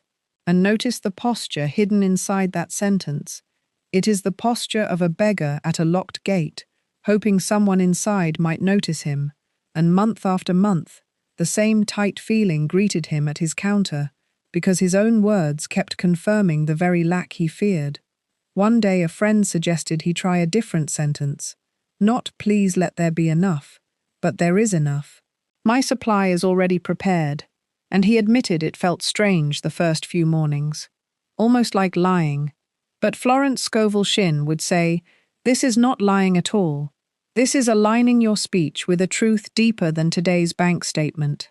The fact that divine supply already holds your portion, whether or not the evidence has caught up yet to announce it. Within weeks, this same man noticed his shoulders had stopped tightening at that counter. His voice had changed. Even his handwriting on the bills he paid felt calmer. Nothing outside him had moved yet, but everything inside him had already shifted into the tense of the already provided for. Speak your bills as already paid. Speak your rent as already covered. Speak your future as already provided for. Not because you are pretending falsely, but because you are aligning your inner speech with the actual truth of a payroll that never fails. This week, notice the tense you use when you speak about money. If you catch yourself saying, "I hope," gently exchange it for, "I am." If you catch yourself saying, "I need," gently exchange it for, "I have." This single habit, repeated daily, begins to shift the entire architecture of your expectation. It is not the waiting that draws supply closer. It is the claiming, spoken now, in the present, as already so. It is not begging that moves the hand of spirit. It is the quiet, settled certainty of one who has already been handed the check and is simply walking toward the bank to deposit it. And once you begin claiming rather than waiting, something interesting happens. The old fear naturally rises to challenge you. Some tired inner voice insists you cannot claim what you cannot yet see, and that voice is the very thing the next key must address directly. I speak my supply as present, not as promised. The fourth key is to let the old employee die, and understand clearly what that means. It does not mean any harm to you. It does not mean any punishment, any shame, any ending of the person you actually are. It means only that the false, frightened, underpaid version of yourself, the one who has been working overtime in fear for years, is finally released from a position it was never suited to hold, so that the true self, the one already secure, already provided for, already named on the payroll of the universe, can step forward and draw the wage that was always meant for it. Florence Scovel Shinn taught that most people are working two jobs at once without ever realizing it. There is the outer job, the one with the title and the paycheck and the manager, and there is the inner job, the one where an old identity clocks in every single day, convinced that supply is scarce, that competition is fierce, that there is never quite enough to go around, and this inner employee, this old, anxious self, must be allowed to resign, must be allowed to be let go, so the true self can finally take the position it was hired for from the very beginning. First, consider how this old self got hired in the first place. Nobody chooses at 5 years old to believe in lack. It is handed to us. A parent's worried voice over unpaid bills, a childhood Christmas made smaller by circumstance, a teacher who says be realistic about your prospects, a relative who sighs that money does not grow on trees. And slowly, a young identity forms around scarcity, the way a plant grows around whatever trellis it is given. And that identity gets very good at its job. It becomes skilled at bracing, skilled at worrying, skilled at working twice as hard for half as much. It learns to apologize for wanting more. It learns to flinch at its own desires, and it wears that skill like a badge of honor, calling it responsibility, calling it realism, calling it simply being sensible. And here is the tender part. That self is not evil and does not deserve punishment. It was simply doing what it was trained to do, with great loyalty and great effort. But a trained employee, doing the wrong job for you, however sincere, however hard-working, still cannot deliver you what you are actually owed. Second, consider what it means for this self to be let go. In the outer world, letting an employee go feels like disaster, like failure, like an ending soaked in shame. But Florence Scovel Shinn would ask you to see it completely differently here. This is not being fired in disgrace. This is a retirement earned through simple recognition. You are not punishing the old self. You are thanking it and releasing it from a job it was never actually equipped to do well. Imagine an employee working diligently at the wrong desk for 30 years, filing the wrong forms, answering the wrong phone, exhausted every single evening, convinced this exhaustion is simply what work costs. And one day someone finally says, "This was never your desk. Come, let me show you where you actually belong." That is not cruelty. That is mercy. So when we speak of this old self dying, understand clearly, it means the false, frightened self dissolves, so the true, provided-for self can finally be free. Nothing about you that is real is ever destroyed. Only the borrowed costume is finally set down. And a costume, however long you wore it, was never your actual skin. Third, consider how this release actually happens in daily practice. It rarely happens in one dramatic moment. It happens in small, quiet resignations repeated until they become permanent. It is the moment you catch the old, anxious voice reaching for the calculator at midnight, and you gently say, "You are relieved of this duty now. Someone else has already handled it." It is the moment a bill arrives, and the old bracing reflex rises in your chest, and instead of following it, you breathe and say, "That employee no longer works here." It is the moment someone offers you a raise, a gift, an opportunity, and the old identity wants to shrink and say, "I do not deserve this." And you interrupt that voice mid-sentence and say, "Thank you for your years of service." You are released, and let the true self, the one already on the payroll, step forward instead to simply say thank you and receive. Pause for a moment right now and pick one real belief about money you inherited without ever choosing it. Notice how old it actually is. Notice whose voice first said it, and quietly tell that voice, with kindness, your shift has ended. Fourth, consider the fear that sometimes rises around this very idea. Some part of you may worry that releasing this old identity is dangerous. that its vigilance has somehow been protecting you all along, that without its constant bracing you might be caught unprepared. But Florence Scovel Shinn would gently ask you to notice something honest here. Has that old identity's fear ever actually produced your supply? Or has it only produced exhaustion while your supply, when it came through entirely different doors? The worry itself never once wrote a paycheck. It only ever stood guard over a door that was never the one your good was walking through anyway. Consider a woman who had spent years believing she was simply someone money did not come easily to. She called herself practical. She called herself careful.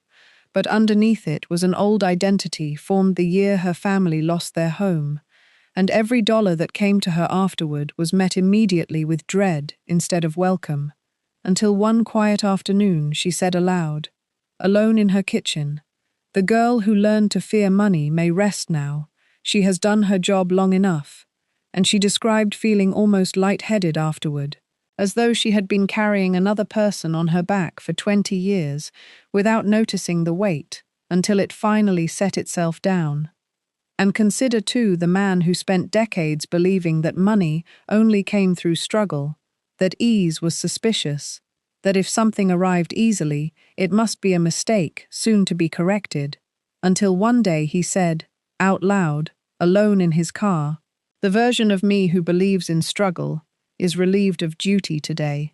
And he described afterward how strange and light he felt, as though an actual weight had lifted off his shoulders that had been there so long he had forgotten it was extra weight at all. This is what Florence Scovel Shinn meant when she spoke of the old self dissolving, not death in the frightening sense, but death in the freeing sense. The false name stepping down so the true name, the one already inscribed on the payroll no one can revoke, can finally answer when it is called. So this week, notice where an old identity is still clocking in on your behalf. Notice the tired employee still bracing at your desk long after its usefulness has ended, and gently, without drama, without self-attack, thank it and release it. Say, "You may go now. I have been rehired under a truer name," and feel how the entire tone of your day changes the moment you do. Because once the false self has been released from its old post, the true self does not simply sit quietly in the empty office. It moves, it stands, it steps forward. It begins to expect its wages as naturally as it once expected disappointment. And that natural, quiet expectancy is precisely what the next key must teach you to sustain. The tired old self is released. The true self answers to my name. The fifth key is short, and it is meant to hit quickly. Show up daily. Florence Scovel Shinn taught that consciousness is built the same way muscle is built. Not through one dramatic effort, but through small, repeated acts of faith. An employee who shows up only when they feel inspired does not last long at any company. And the same is true of your own consciousness of supply. It must be shown up for daily, whether you feel like it or not. This does not mean striving. It means simply arriving each morning and quietly clocking in through gratitude, through a single spoken claim, through one moment of expectancy before the noise of the day begins.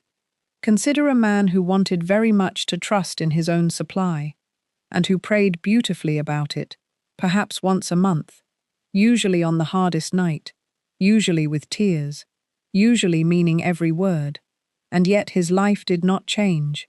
Because a single powerful prayer once a month is like an employee who shows up brilliantly for one shift and then vanishes for 30 days. No manager builds a business around that kind of worker, and no consciousness is built around that kind of faith either.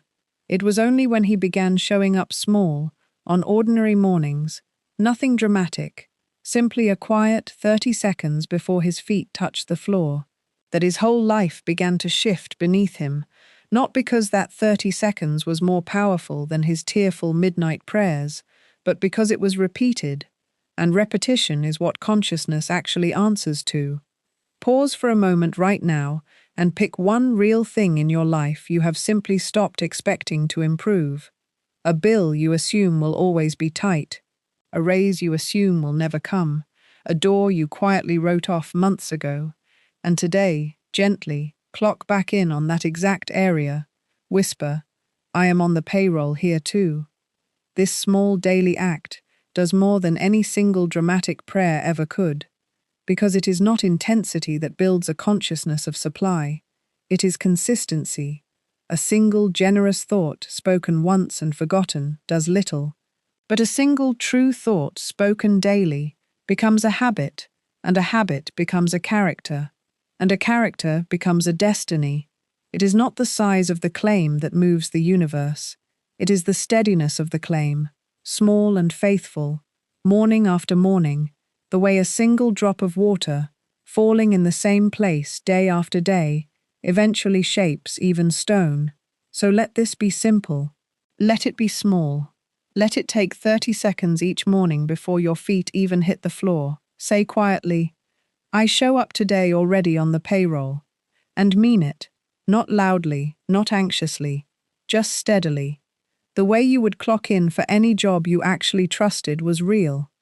And once this becomes daily practice, you will notice something curious start to happen around you. Appearances will occasionally try to hand you a notice suggesting your position has been revoked, and how you respond to that notice is the very next thing you must learn. I clock in with gratitude. I never miss my own shift. The sixth key is to refuse every layoff notice appearances try to hand you. Florence Scovel Shinn taught that the outer world will constantly attempt to serve you documents suggesting your position has been terminated, a bank balance lower than expected, a client who goes silent, a diagnosis, a delay, a rejection letter, and each of these arrives dressed exactly like an official notice, complete with letterhead and deadline. But she would say plainly, it is not your job to accept every notice handed to you simply because it was handed to you. You are permitted, in fact you are required, to examine the signature at the bottom of that notice and ask, who exactly authorized this? Because appearances have no actual authority over the payroll of spirit. They only have the authority you personally sign over to them. It is not the notice itself that ever does the damage. It is the signature you add to it in fear. Without your signature, the paper is only paper. With your signature, it becomes, in your own experience, law. And this is precisely why two people can receive what looks like the identical bad news and live two entirely different weeks afterward. One signs immediately, almost out of habit, and the other holds the paper up to the light first. Let us walk through what an ordinary day looks like when this key is not yet understood, and then what it looks like once it is. In the version without this key, a woman wakes at 6, checks her phone first thing, sees a bank notification lower than she hoped, and immediately her whole nervous system signs for that layoff notice. By 7, she is short with her children. By 8, she is rehearsing worst-case scenarios in traffic. By 9, she opens her email at work already braced for bad news. And sure enough, she finds a curt message from a client and reads disaster into every line of it. By noon, she has skipped lunch because her stomach is in knots. By 3, a colleague mentions budget cuts in passing, and she spends the rest of the afternoon convinced she is next. By 6, she comes home exhausted, not from her actual workload, but from an entire day spent signing for notices that were never truly hers to accept. Now consider the same woman, same exact circumstances, having taken hold of this key, she wakes at 6, sees the same low balance, and instead of signing for it, she says quietly, "This is an appearance, not an authority. My true balance is held elsewhere." By 7, she is present with her children because her nervous system was never hijacked in the first place. By 9, she opens the same curt email from the same client, and instead of reading disaster, she reads simply, "information," and responds calmly. By 3, she hears the same mention of budget cuts, and instead of spiraling, she reminds herself, "My position was never issued by this company. It was issued by spirit, and this company is only one of its many channels." By 6, she comes home with energy still in her, because she did not spend the day fighting appearances that were never real threats to begin with. Same day, same events, entirely different results, because one woman signed every notice handed to her and the other one simply refused delivery. Florence Scovel Shinn was always careful to clarify, this is not denial of facts. The low balance may be real, the curt email may be real, but their meaning, their authority over your future, is never automatically real. That meaning is something only you can assign, and you are always free to withhold it. It is not the appearance that decides your fate. It is the meaning you quietly stamp upon it before 9 in the morning. Consider also the man who receives an actual rejection letter after a job interview he had hoped for, and instead of treating it as a final verdict on his worth, he simply says, "This door was not mine to walk through. The payroll office has other doors already prepared." And within weeks, a different opportunity opens that he had not even considered. He would tell you afterward, the rejection letter was never the enemy. His own signature upon it, as proof of his unworthiness, was the only thing that ever could have slowed him down. So this week, when appearances hand you their pink slip, do not sign automatically out of old habit. Hold it up to the light first and ask, does this carry the true paymaster's signature? And when you see plainly that it does not, hand it back, refuse delivery, and keep working exactly as though your position remains exactly as secure as it has always truly been. Because once you have learnt to refuse false notices calmly and consistently, you are finally ready to understand the deeper mechanism underneath all of this. The actual nature of the payroll itself, why it moves the way it moves, why it never once has actually missed a Friday even in the moments it seemed to. I refuse every notice not signed by Spirit itself. The seventh key is the deepest one, and it deserves to be unfolded slowly, in pieces, because this is the very heart of the entire teaching, the actual nature of a payroll that never misses a Friday. First, consider the punctuality of universal law. Florence Scovel Shinn taught that the same law which governs seed time and harvest, which governs sunrise and sunset, which governs the tide coming in and going back out on schedule, also governs supply, and law, by its very nature, does not run late. Tides do not apologize for being a few hours behind. The sun does not send word ahead that it might not make it today. These things are punctual because punctuality is simply what law means. And if supply is truly governed by law rather than by luck, then supply is punctual too, whether or not the outer evidence has caught up yet to that punctuality in your particular case. This is worth sitting with slowly. Most people believe their payday is subject to chance, to mood, to circumstance. But Florence Scovel Shinn would say, your payday is subject to law, and law always keeps its appointment, even when the check arrives by a route you did not expect, even when the appointment itself is written in a handwriting you do not yet recognize as your own. A clock does not need your permission to keep correct time.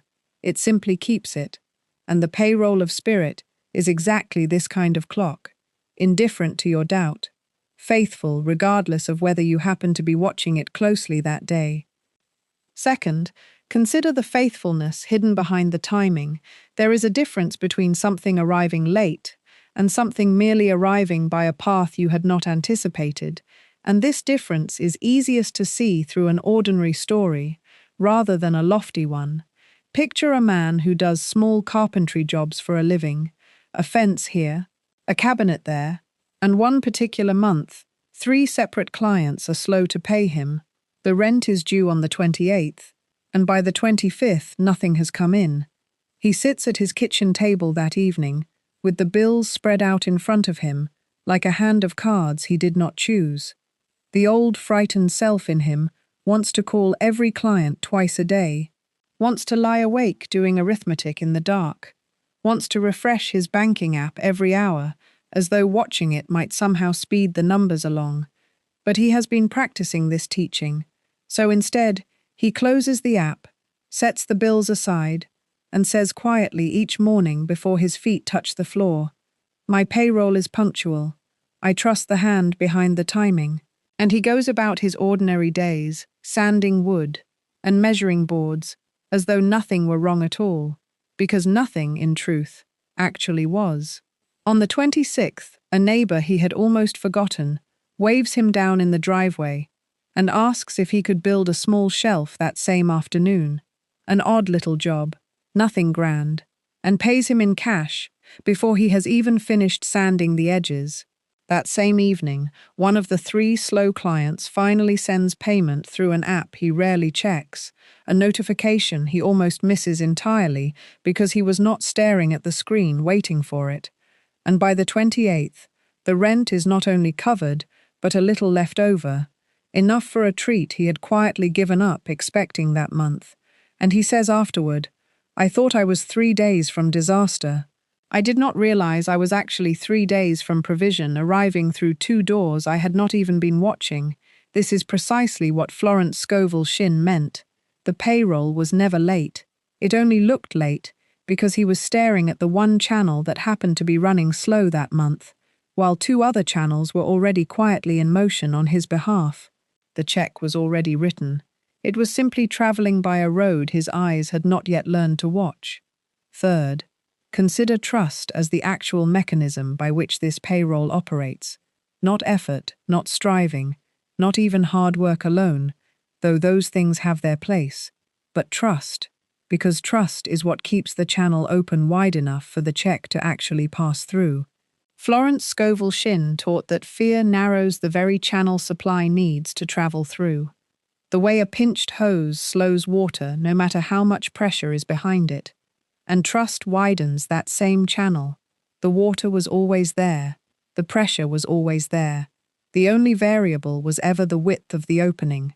Go back to that same carpenter for a moment, and imagine a version of him who spent those final 3 days calling every client in a panic, snapping at his own children, refusing to answer his phone out of dread it might be another bill, checking his mailbox 4 times a day, and coming away emptier each time. Notice how that version of him would have missed the neighbor's knock entirely, would have been too tense, too distracted, too busy defending himself against an imagined disaster to even hear the actual provision arriving at his door. He might have waved the neighbor off, saying he was too busy, too worried, too behind on everything else to take on one more small job. And in doing so, he would have closed, with his own trembling hand, the very door his rent was waiting to walk through. This is the quiet danger of fear. It does not just feel unpleasant, it can make you deaf to the very channels already opening around you, while trust keeps you alert, calm, available to notice the shelf that needs building, the message that finally comes through, the door that was already unlocked the whole time. Trust is not passive. Trust is what keeps your eyes open in the right direction. Fourth, consider what it means that this payroll has never actually missed a Friday. Even in the moments in your own life when it seemed to, look back honestly for a moment at the hardest financial seasons you have lived through, the ones that felt, at the time, like proof the whole system had failed you. And ask yourself plainly, did you actually starve? Did you actually end up on the street? Or did something, however small, however unexpected, however late it felt in the moment, eventually arrive? A friend's timely offer, a refund you forgot you were owed, a job that appeared right when the old one ended, an idea that turned into income you had not planned for, an envelope in the mail from someone who owed you nothing at all. Pause for a moment right now, and let one specific memory rise, one season you were certain would break you, and notice, gently, that you are here, reading this. Which means it did not. Florence Scovel Shinn would have you look at this evidence honestly, not through the lens of fear that colored it while you lived through it, but through the plain lens of fact afterward. And most of you, looking back honestly, will find the payroll never actually missed you. It only ever felt that way while you were standing too close to the moment to see the whole shape of it. Fear always narrates from too close a distance, and law only ever makes sense from a little further back. This is why looking back so often brings a strange, quiet gratitude, even for the seasons that felt unbearable at the time. Because from here you can finally see what you could not see then, that the check was already in motion the entire time you were certain it had been lost. Fifth, consider how fear itself bends your sense of time, and this is worth naming plainly, because it explains why a punctual payroll can still feel, in the moment, unbearably slow when you are anxious. One single day of waiting can feel like a month. The mind stretches the gap and fills it with worst-case rehearsals, so that by the time provision actually arrives, it feels like it barely made it, like it was cutting it dangerously close, when in truth, it was arriving exactly on schedule, and only fear had stretched the clock. Picture two clocks hanging side by side, both keeping the exact same correct time, and yet one is read by a calm hand and the other by a trembling one. The trembling hand always insists the hour is later than it truly is. This is why Florence Scovel Shinn placed such weight on the inner state rather than the outer date, because two people can wait the exact same 3 days for the exact same check, and one experiences it as an eternity of dread, while the other experiences it as a brief, almost pleasant pause before an appointment they never doubted. The calendar does not change, only the consciousness watching it does. And it is the consciousness, not the calendar, that determines whether those 3 days feel like famine or simply like Tuesday. So much suffering around money is not actually suffering over lack at all. It is suffering over a clock that fear itself has quietly tampered with. Sixth, consider what this means for you starting today. If the law is punctual, if the timing is faithful, even when it looks unfamiliar, if trust, rather than fear, is the actual mechanism keeping the channel wide, if looking honestly at your own past proves the payroll has never truly failed you even once, and if fear itself is the only thing that ever made the wait feel longer than it truly was, then the only reasonable response left available to you is to relax into it, not carelessly, not passively, but with the same quiet, settled confidence you already give the sunrise without a second thought. You do not lie awake at night worrying whether the sun will remember to rise. You have simply never questioned that particular appointment. And Florence Scovel Shinn would say your supply deserves that exact same unquestioned confidence. This is the deepest teaching of this entire key. It is not that you must force the payroll to arrive on time. It is that it was always arriving on time, and your only true work has ever been to stop interrupting that arrival with fear. This is the peak of everything we are exploring here today, and once you have truly received it, everything that follows is simply the gentle art of living from this settled place daily. My payroll is punctual. I trust the hand behind the timing. The eighth key is to keep the account open by letting supply move through you rather than pool inside you. Florence Scovel Shinn taught that money, like water, is healthiest in motion. A river that flows stays clean and full. A pond that only collects and never releases eventually grows stagnant and breeds only stillness. And she would say the same is true of your own relationship to your wages. If you receive only to clutch, only to hoard out of fear, you unknowingly signal to the very source of your supply that the channel is closing rather than opening. But if you receive and then circulate, spending in gratitude, giving in generosity, paying bills not with dread, but with a quiet thank you for the service already rendered, you keep the entire channel wide and moving. Consider it this way. Your breath does not work by inhaling once and holding that breath forever in some proud attempt to keep it safe.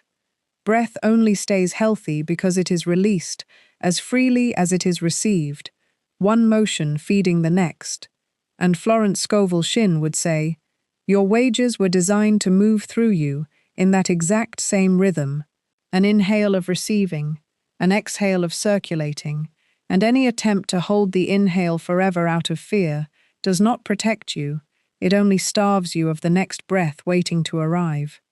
Think of tithing here not as an obligation imposed from outside, but as a practical demonstration of trust.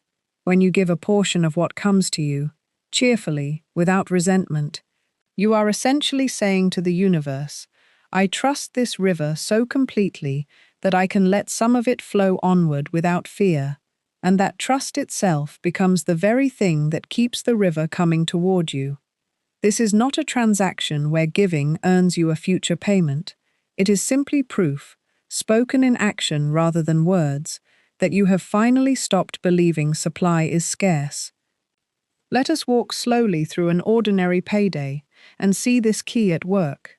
Imagine a man who receives a small unexpected bonus on a Friday afternoon.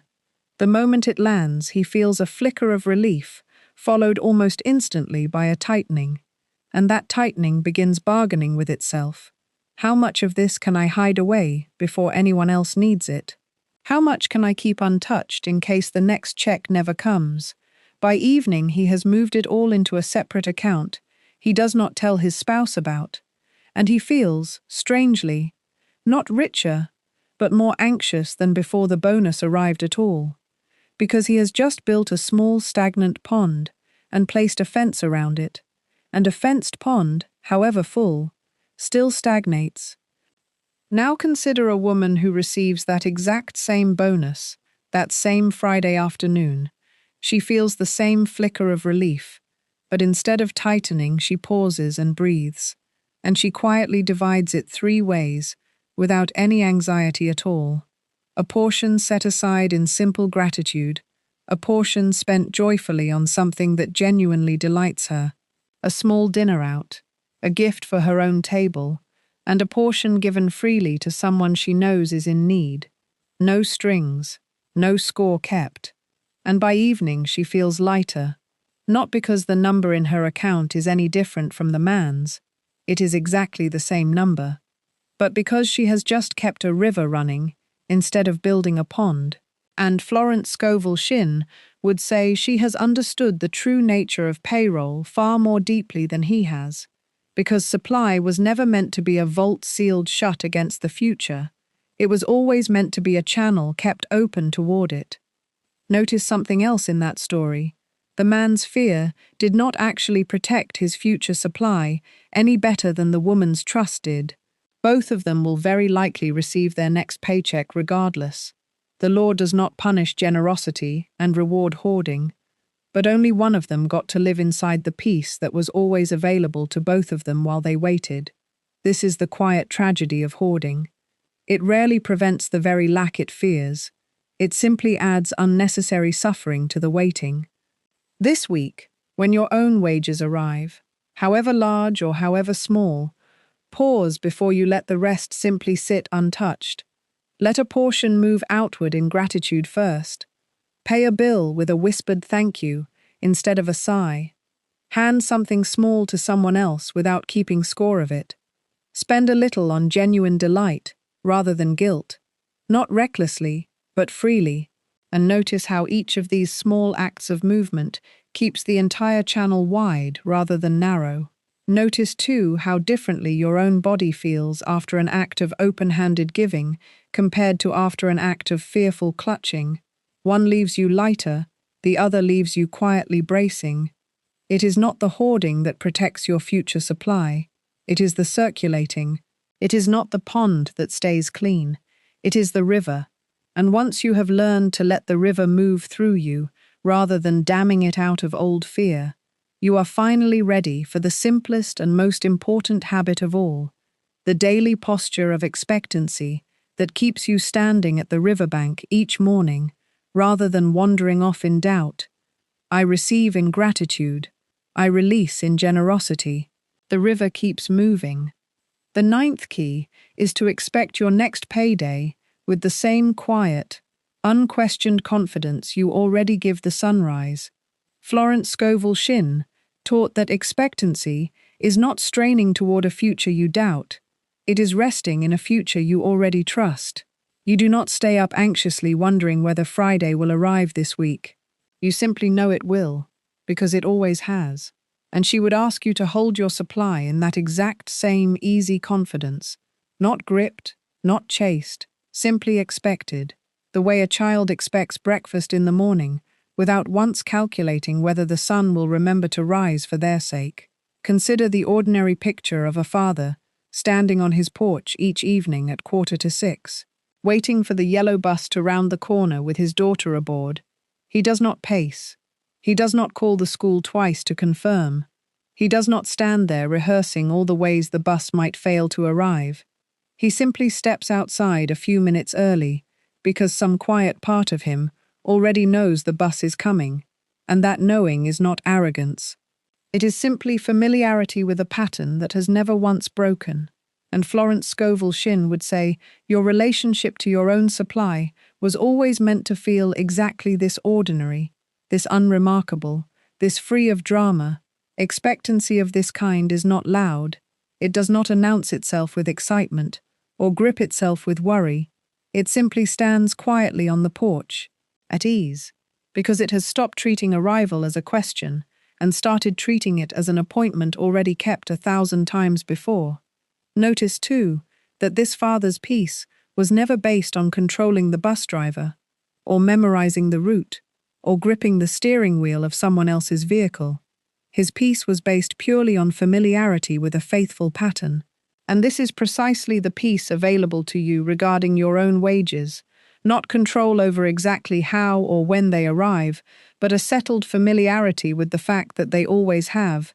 This final key gathers every other key we have walked through together into one single, quiet breath, seeing yourself as already hired, recognizing man as channel rather than source, claiming your wages in the present tense, releasing the old frightened self from a job it was never suited for, showing up daily in small, quiet gratitude, refusing false layoff notices, resting in the punctual and faithful timing of law itself, letting supply circulate rather than stagnate, and now, simply, expecting, without straining, without chasing, without a single anxious glance down the road. This key asks only this of you, that you go about your ordinary week, your errands, your emails, your conversations, carrying inside you the same calm certainty you carry about tomorrow's sunrise and about that bus rounding the corner at 5:45, that your payday, in whatever form it arrives, in whatever channel it chooses, is already on its way, because it was never actually gone. I expect my payday the way I expect the sunrise, simply and without fear. Here is the whole picture. It is not that you must earn your place on the payroll. It is that you must recognize the place already given. It is not man who pays you. It is spirit moving through man, as one channel among many. It is not waiting that draws your wages closer. It is claiming them now, in the present tense, as already so. It is not the death of anything true in you when the old frightened self steps down.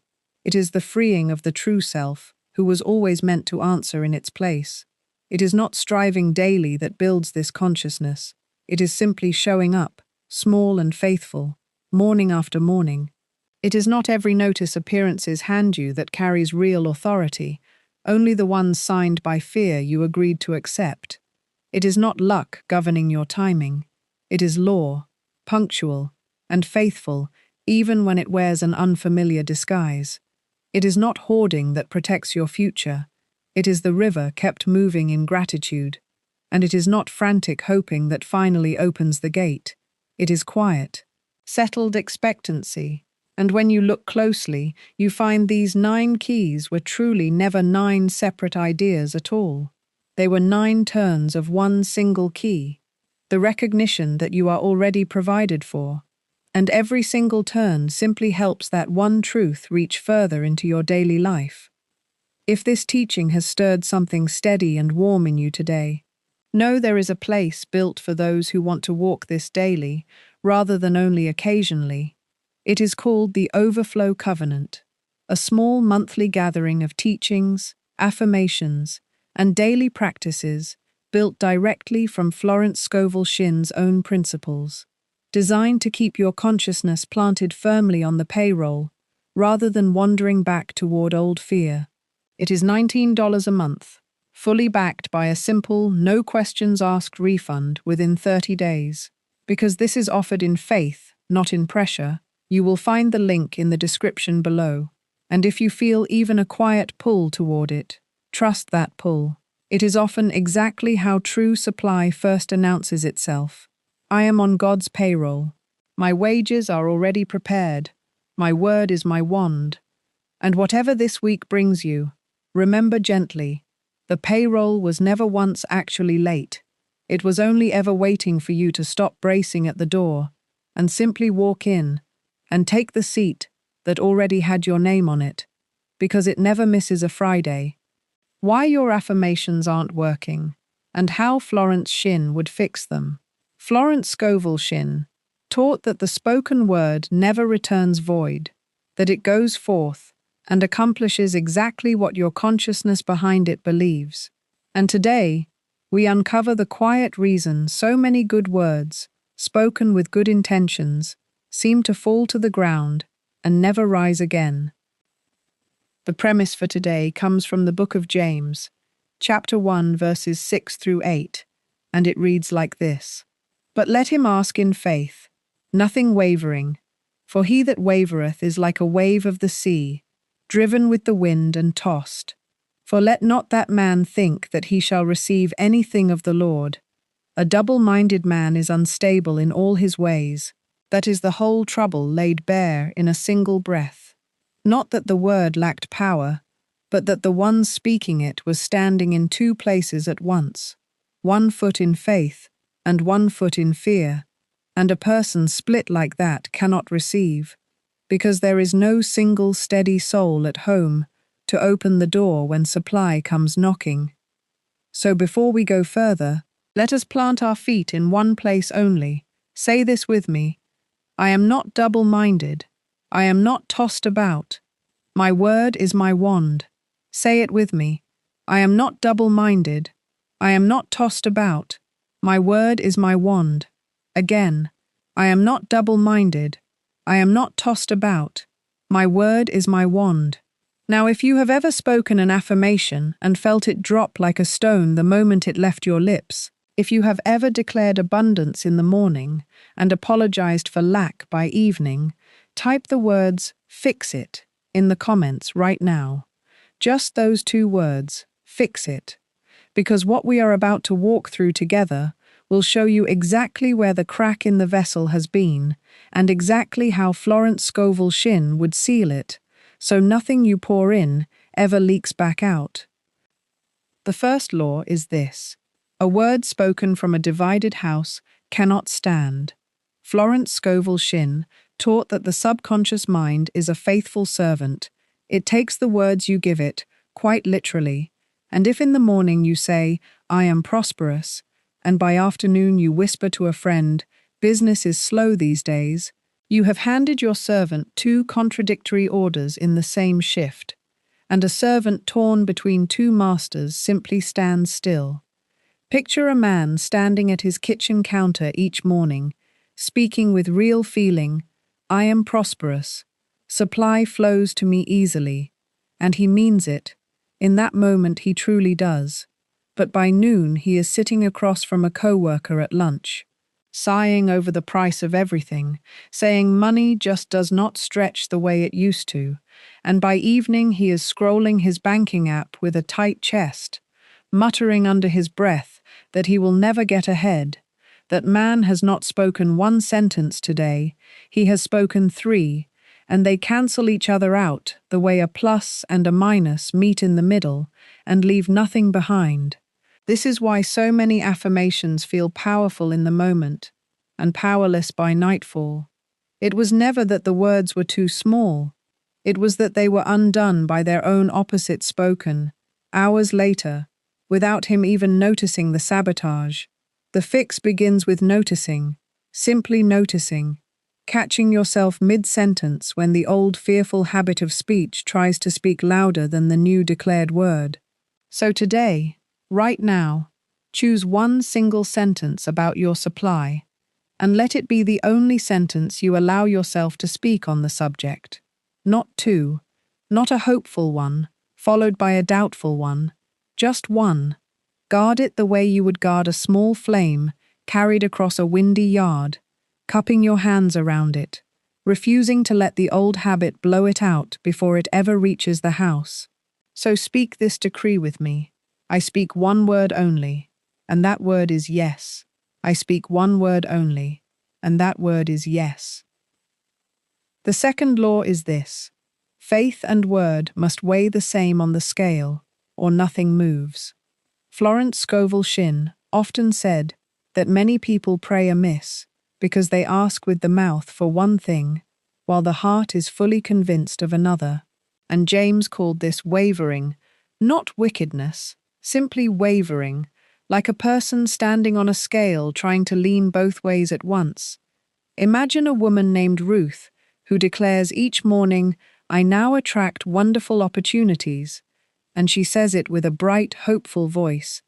Yet Ruth has spent the last 10 years quietly convinced that opportunities pass her by and land on other people instead. She watched a sister get the scholarship, a co-worker get the promotion, a friend get the lucky introduction, and somewhere along the way her heart filed a private verdict: opportunity simply does not choose me. So now every morning her mouth places a shining coin on one side of the scale, and her long-settled heart quietly places a much heavier stone on the other. And the scale, being perfectly honest, always tips toward the heavier side. This is not punishment, it is law. The universe is not withholding from Ruth out of unkindness. It is faithfully mirroring the truer, deeper belief still sitting underneath the pretty sentence. So the real work is never in finding fancier words. It is never in adding more affirmations to the pile, hoping volume will finally outweigh conviction. The real work is in quietly asking yourself, alone, without performing for anyone, do I actually believe this sentence when no one is listening? And if the honest answer is not yet, that is not failure, that is simply information. It tells you exactly where the inner work must begin. Picture Ruth finally asking herself that question one evening and admitting quietly, "No, I do not fully believe it yet." And notice how that honest admission, strange as it sounds, is actually closer to faith than her cheerful morning recitation ever was. Because now she is finally standing in the truth instead of decorating over it. Florence Scovel Shinn would say, "Do not force belief. Feed it. Feed it the way you would feed a small fire that needs kindling before it can hold a log. Feed it small proofs, a returned favor, an unexpected kindness, a door that opened just slightly wider than expected. Feed it gentle evidence gathered patiently day by day. Feed it quiet repetition until the scale settles on its own, into agreement, rather than being yanked into balance by sheer will.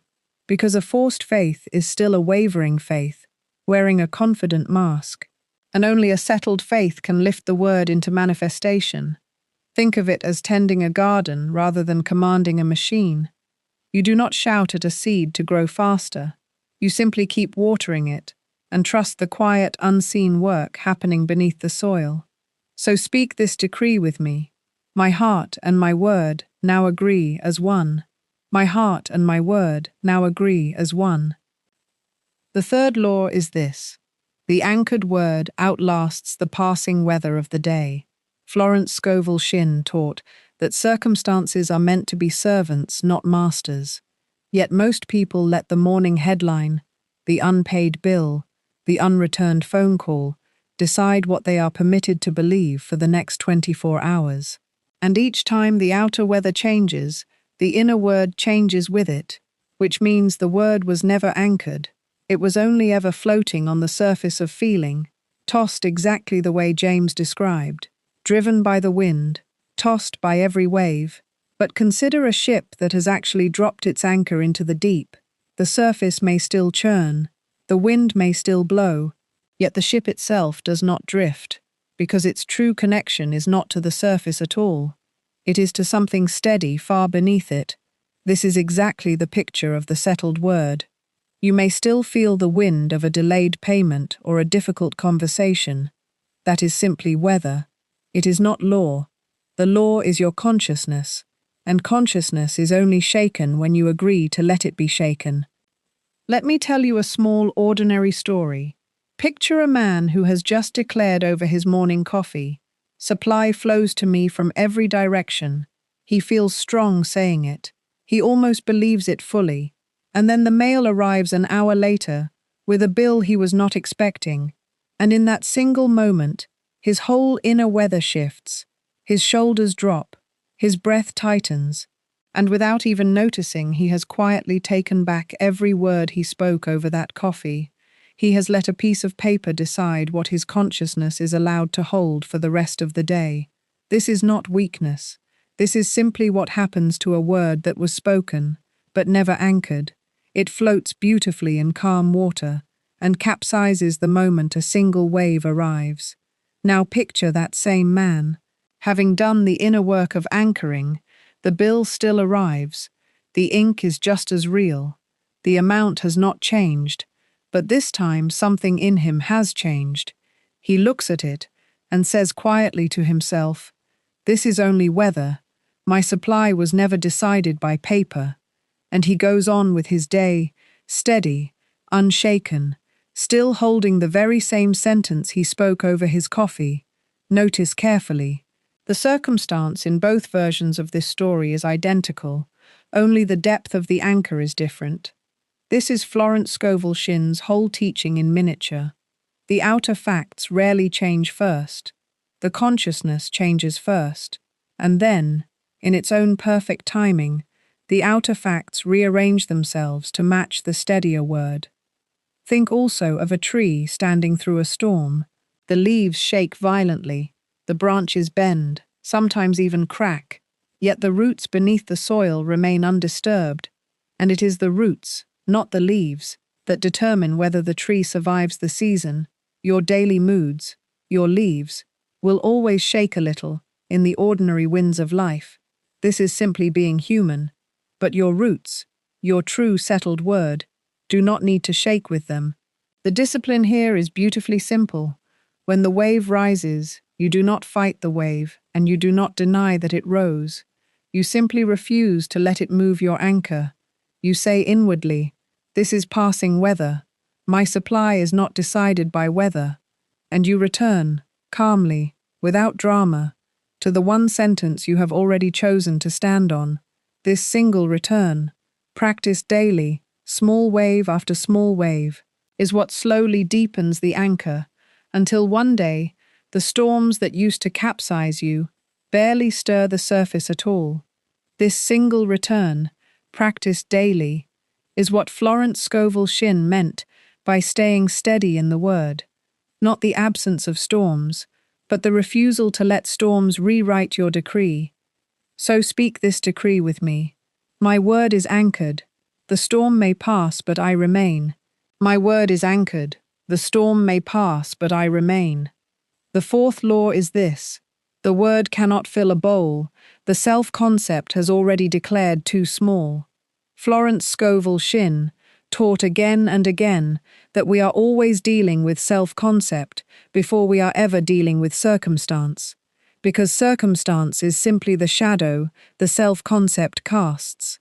And here is the quiet trouble hiding underneath so many disappointed affirmations. A person can say, "I am wealthy," with real enthusiasm, yet somewhere beneath that sentence there lives an old, tired, almost forgotten belief that says people like me do not get to be wealthy, or money has always been hard for our family, or I am the responsible one who manages lack well but never truly prospers. And that old bowl, cracked and small as it is, was shaped over years, sometimes decades, by a childhood remark, a repeated warning, a single humiliating moment around money that got quietly filed away as truth. Let me tell you about a woman I will call Grace, because Grace is exactly what she was learning to receive. Grace sat at her kitchen table every single morning with her coffee and her index card, and on that card she had written in her own careful handwriting, "I am a magnet for wealth." And she said it slowly. She said it with feeling. She even smiled while she said it.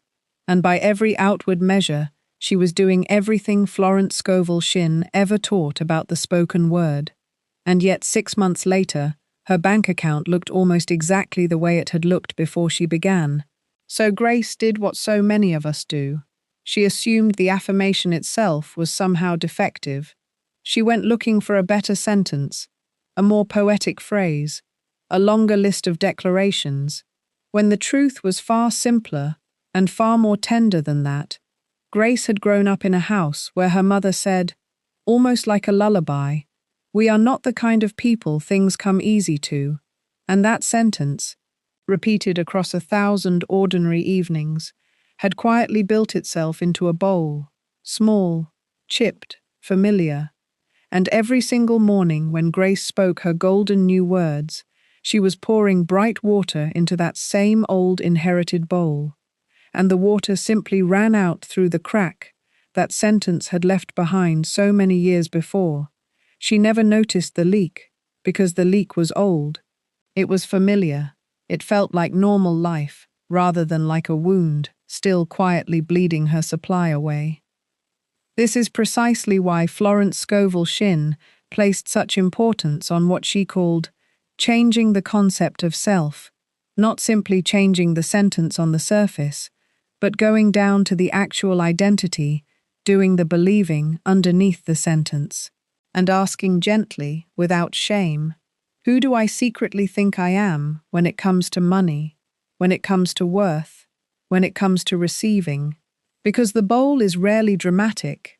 It rarely announces itself. It usually sounds like something so ordinary you would never think to question it. It sounds like that is just how our family is. Or I have always been better at giving than receiving. Or people like me work hard and get by. Small, quiet sentences, worn smooth by repetition, sitting beneath every bright new affirmation like a stone beneath a garden. Here we must be tender with ourselves, because that old self-concept is not an enemy to be attacked. It is simply an old servant who was trained wrong a long time ago and never told the training had changed. Imagine a servant hired decades ago by a household that once genuinely struggled. A servant taught to guard every coin, to expect the cupboards to run bare, to brace constantly for the next hard season. And imagine that household later grows prosperous, yet no one ever sits that faithful old servant down and tells him the situation has changed. So he keeps guarding, keeps bracing, keeps hiding coins in the walls out of old habit, not out of malice, simply out of loyalty to instructions no one ever updated. This is exactly what the old self-concept is doing inside you. Every time your bright new word tries to move through it, it is not attacking you. It is simply still following orders from a much earlier chapter of your life. So instead of fighting the servant, you retrain the servant, patiently, the way you would patiently retrain someone who has worked faithfully but under outdated instructions. Grace, once she understood this, stopped repeating her affirmation louder and instead began speaking directly to the old belief itself. She would sit at that same kitchen table and say, out loud, gently but firmly, "We are not that family anymore. We do not have to brace for hard times. We are the kind of people supply flows toward easily now."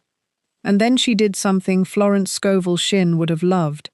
She pictured her mother's old worn sentence as an actual chipped wooden bowl, and she pictured herself lifting it with both hands, thanking it quietly for keeping her careful all those years, and setting it down on the ground.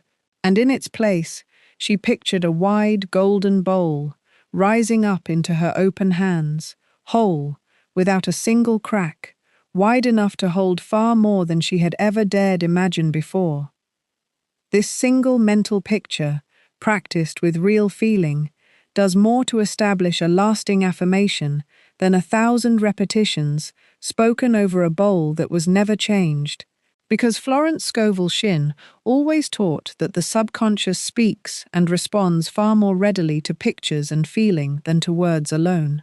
And the picture of setting down the old bowl gives the subconscious a clear, felt permission to stop guarding what no longer needs guarding. It is not enough to simply tell it the danger has passed. You must show it, gently, the way you would show a frightened animal that the door is truly open. So when your affirmation this week does not seem to be landing, do not shout the words louder, do not add more affirmations to the pile. Instead, ask quietly, what old bowl am I still holding? Whose sentence is this really? And set it down, one time, on purpose, with your whole heart, and notice, the way Grace slowly noticed, that the leaking stops not because the words got fancier, but because the vessel finally got wider. So speak this decree with me. I lay down the old bowl and I lift the new one. I lay down the old bowl and I lift the new one. The fifth law is this: one sentence spoken once is a wish. One sentence carried as a state is a law. Florence Scovel Shinn made a careful distinction that most people rush past in their hurry to feel better quickly. She taught that an affirmation spoken once in a hopeful mood is simply a nice thought sent up into the air. But an affirmation allowed to settle into a state, an atmosphere you carry through the coffee cup, the doorway, the phone screen, the ordinary, unremarkable minutes of an ordinary day, becomes something else entirely. It becomes the very climate your consciousness lives inside, and law responds to climate far more reliably than it ever responds to a single burst of enthusiasm, no matter how sincerely that burst was felt in the moment. Think of a woman we will simply call Grace, who wakes each morning and speaks her chosen sentence with real feeling. Standing at her mirror, she says, "I am abundantly supplied." And for those 30 seconds, she means it completely. Then she pours her coffee, and while the cup is still warm in her hand, she glances at her banking app and sighs. Just a small sigh, barely noticed, and mutters something is always eating into this account. Then she walks out her front door, and as she locks it behind her, she thinks, "Here we go again, another long day just to stay afloat." Then at her desk, her phone lights up with a message from a friend announcing wonderful news: a raise, a trip, a new opportunity, and something quiet and unexamined in her tightens for just a moment before she remembers to smile and type congratulations. None of these moments felt like unbelief to Grace. They felt like simply being human, simply having an ordinary Tuesday. But every one of them, the coffee cup, the doorway, the phone screen, was quietly writing a sentence louder and more constant than the one she spoke at the mirror, because the mirror sentence lasted 30 seconds, and the ordinary hours lasted 15 more. Florence Scovel Shinn would say, the trouble was never that Grace's morning words were false. They were true the moment she spoke them. The trouble was that she treated the affirmation like a task to complete, rather than a temperature to maintain. Imagine a house with a furnace that runs for exactly 1 minute each morning and is then switched off for the rest of the day. The house may feel briefly warm right after that 1 minute, but by afternoon, the cold has crept back in through every window and every door, because warmth was never sustained. It was only visited. This is precisely what happens to a word spoken once with feeling and then left unguarded through the long, ordinary stretch of hours that follow. The affirmation was real heat, but the house was never actually kept warm by it, only touched by it briefly before the old draft returned to fill the rooms again. So Florence Scovel Shinn would gently redirect our attention away from the peak moment of the morning ritual and toward the quiet, unnoticed tone underneath everything else. Not the mirror, but the mutter over the bank app. Not the declared sentence, but the tired joke about being broke that gets a small laugh at dinner and is spoken with more conviction than anyone at the table realizes. These are the true builders of the state, brick by brick, hour by hour, far more powerful in their sheer repetition than any single formal affirmation could ever be on its own. 100 small, tired sentences, spoken without thought, will always outweigh one bright sentence, spoken once with effort. This is simply how consciousness accumulates its weight, through repetition, not through intensity alone.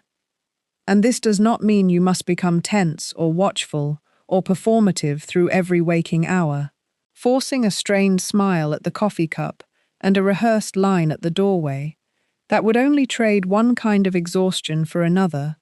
What it means instead is far gentler. It means you let the one sentence you have already chosen become the quiet, resting hum beneath everything else you do, the way a familiar tune hums quietly in the back of the mind, without anyone straining to keep singing it, so that when the phone screen lights up with someone else's good news, instead of a tightening you simply feel, without strain, without performance, there is plenty here for her, and plenty here for me too. And when the bill arrives in the doorway mail slot, instead of reciting a script, you simply feel, quietly, supply meets me here also, this ease, repeated softly across the small, ordinary moments of an ordinary day, is what finally lets the golden thread run all the way through the day, rather than living inside one isolated pocket of it each morning and going dark for the other 15 hours. Picture that same golden thread, the way it is shown in the image before us, running through the coffee cup, through the doorway, through the phone screen, one continuous strand of light, joining what would otherwise be scattered, unrelated moments into a single unbroken state. This is what Florence Scovel Shinn meant when she spoke of living in the consciousness of your good, rather than merely speaking of it, living in it, the way you live in a house. Not the way you visit a store. You do not affirm supply the way you run an errand and then return to an entirely different atmosphere for the rest of the day. You affirm it the way you set the temperature of the room you actually intend to keep dwelling in. So this week, notice one ordinary hour, just one, the coffee cup, or the doorway, or the phone screen, and practice letting your chosen sentence hum quietly beneath that single hour, without straining or performing it. And when that hour holds steady, choose another, and let the golden thread lengthen one ordinary moment at a time, until the whole day finally carries the same warm and steady climate the mirror sentence always intended for it to have. So speak this decree with me. My ordinary hours now carry my chosen word. My ordinary hours now carry my chosen word. The sixth law is this: the word that is watched too closely never gets permission to work. Florence Scovel Shinn spoke often of what she called releasing the word, letting it go, the way a gardener lets go of a planted seed, because a seed dug up every few hours to check on its progress never has the chance to root. And yet this is precisely what so many well-meaning students of the word do without realizing it. They speak the affirmation beautifully in the morning, and then spend the rest of the day checking, watching the bank account, scanning the inbox, studying every small sign for proof that it worked yet. And each check is, quietly, an announcement of doubt, because you do not anxiously monitor something you truly trust has already been set into motion. You only monitor what you secretly fear might fail. Picture a woman named Ruth, and Ruth has just spoken her sentence for the morning. She has said, quietly but with feeling, "The right position is now open to me." And it is a lovely sentence, well chosen, well spoken. But by 9:15, she is refreshing her email for the third time. By 10, she has checked her phone during a meeting to see if the recruiter has written back. By lunchtime, she has told 2 friends about the affirmation and asked them both, "Do you think it will work? Do you really think it will happen?" And by evening, she is lying awake, running the whole scenario through her mind again, wondering. Now notice, Ruth did not say a single doubtful sentence out loud all day. Her words were faithful, her words were lovely, and yet her behavior was shouting something entirely different. Her behavior was saying, quite plainly, "I do not actually believe this is settled. I am still managing it. I am still holding the string." And Florence Scovel Shinn would say the subconscious mind, being wonderfully literal and wonderfully honest, will always believe the louder message, and behavior is almost always louder than a morning sentence. This anxious watching is a subtler cousin of the double-mindedness James described. It looks like faith on the surface, because the words sound faithful. But underneath, the checking behavior itself is speaking a more constant sentence that says, I am not sure this is handled. And here is the tender part of this law. Ruth is not a person of weak faith. She is simply a person who has not yet learned to separate the moment of speaking from the process of unfolding. She believes, quite sincerely, that if she stops watching, somehow the thing will stop moving, as though her attention were the engine, rather than her faith. But the engine was never her watching. The engine was always her word, spoken once, spoken with feeling, and released. The watching adds nothing to the engine, it only drains the driver.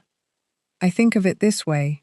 When you mail a letter that truly matters, a signed contract, a birthday card carrying real love inside it, you do not stand at the mailbox all afternoon staring at the little metal door, waiting to watch it get collected. You do not follow the mail truck down the street. You do not call the postal service every hour asking for an update. You simply place the letter inside, you close the little door, and you walk back to your life. Because the mailing itself was the act of faith. Everything after that belongs to a system already designed to carry it forward, without your supervision. Florence Scovel Shinn taught that the spoken word works exactly the same way. The speaking is the mailing.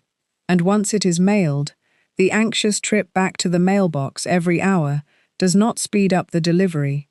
It only tires out the one doing the walking. So what does releasing actually look like in an ordinary day? It does not mean pretending you have no desire.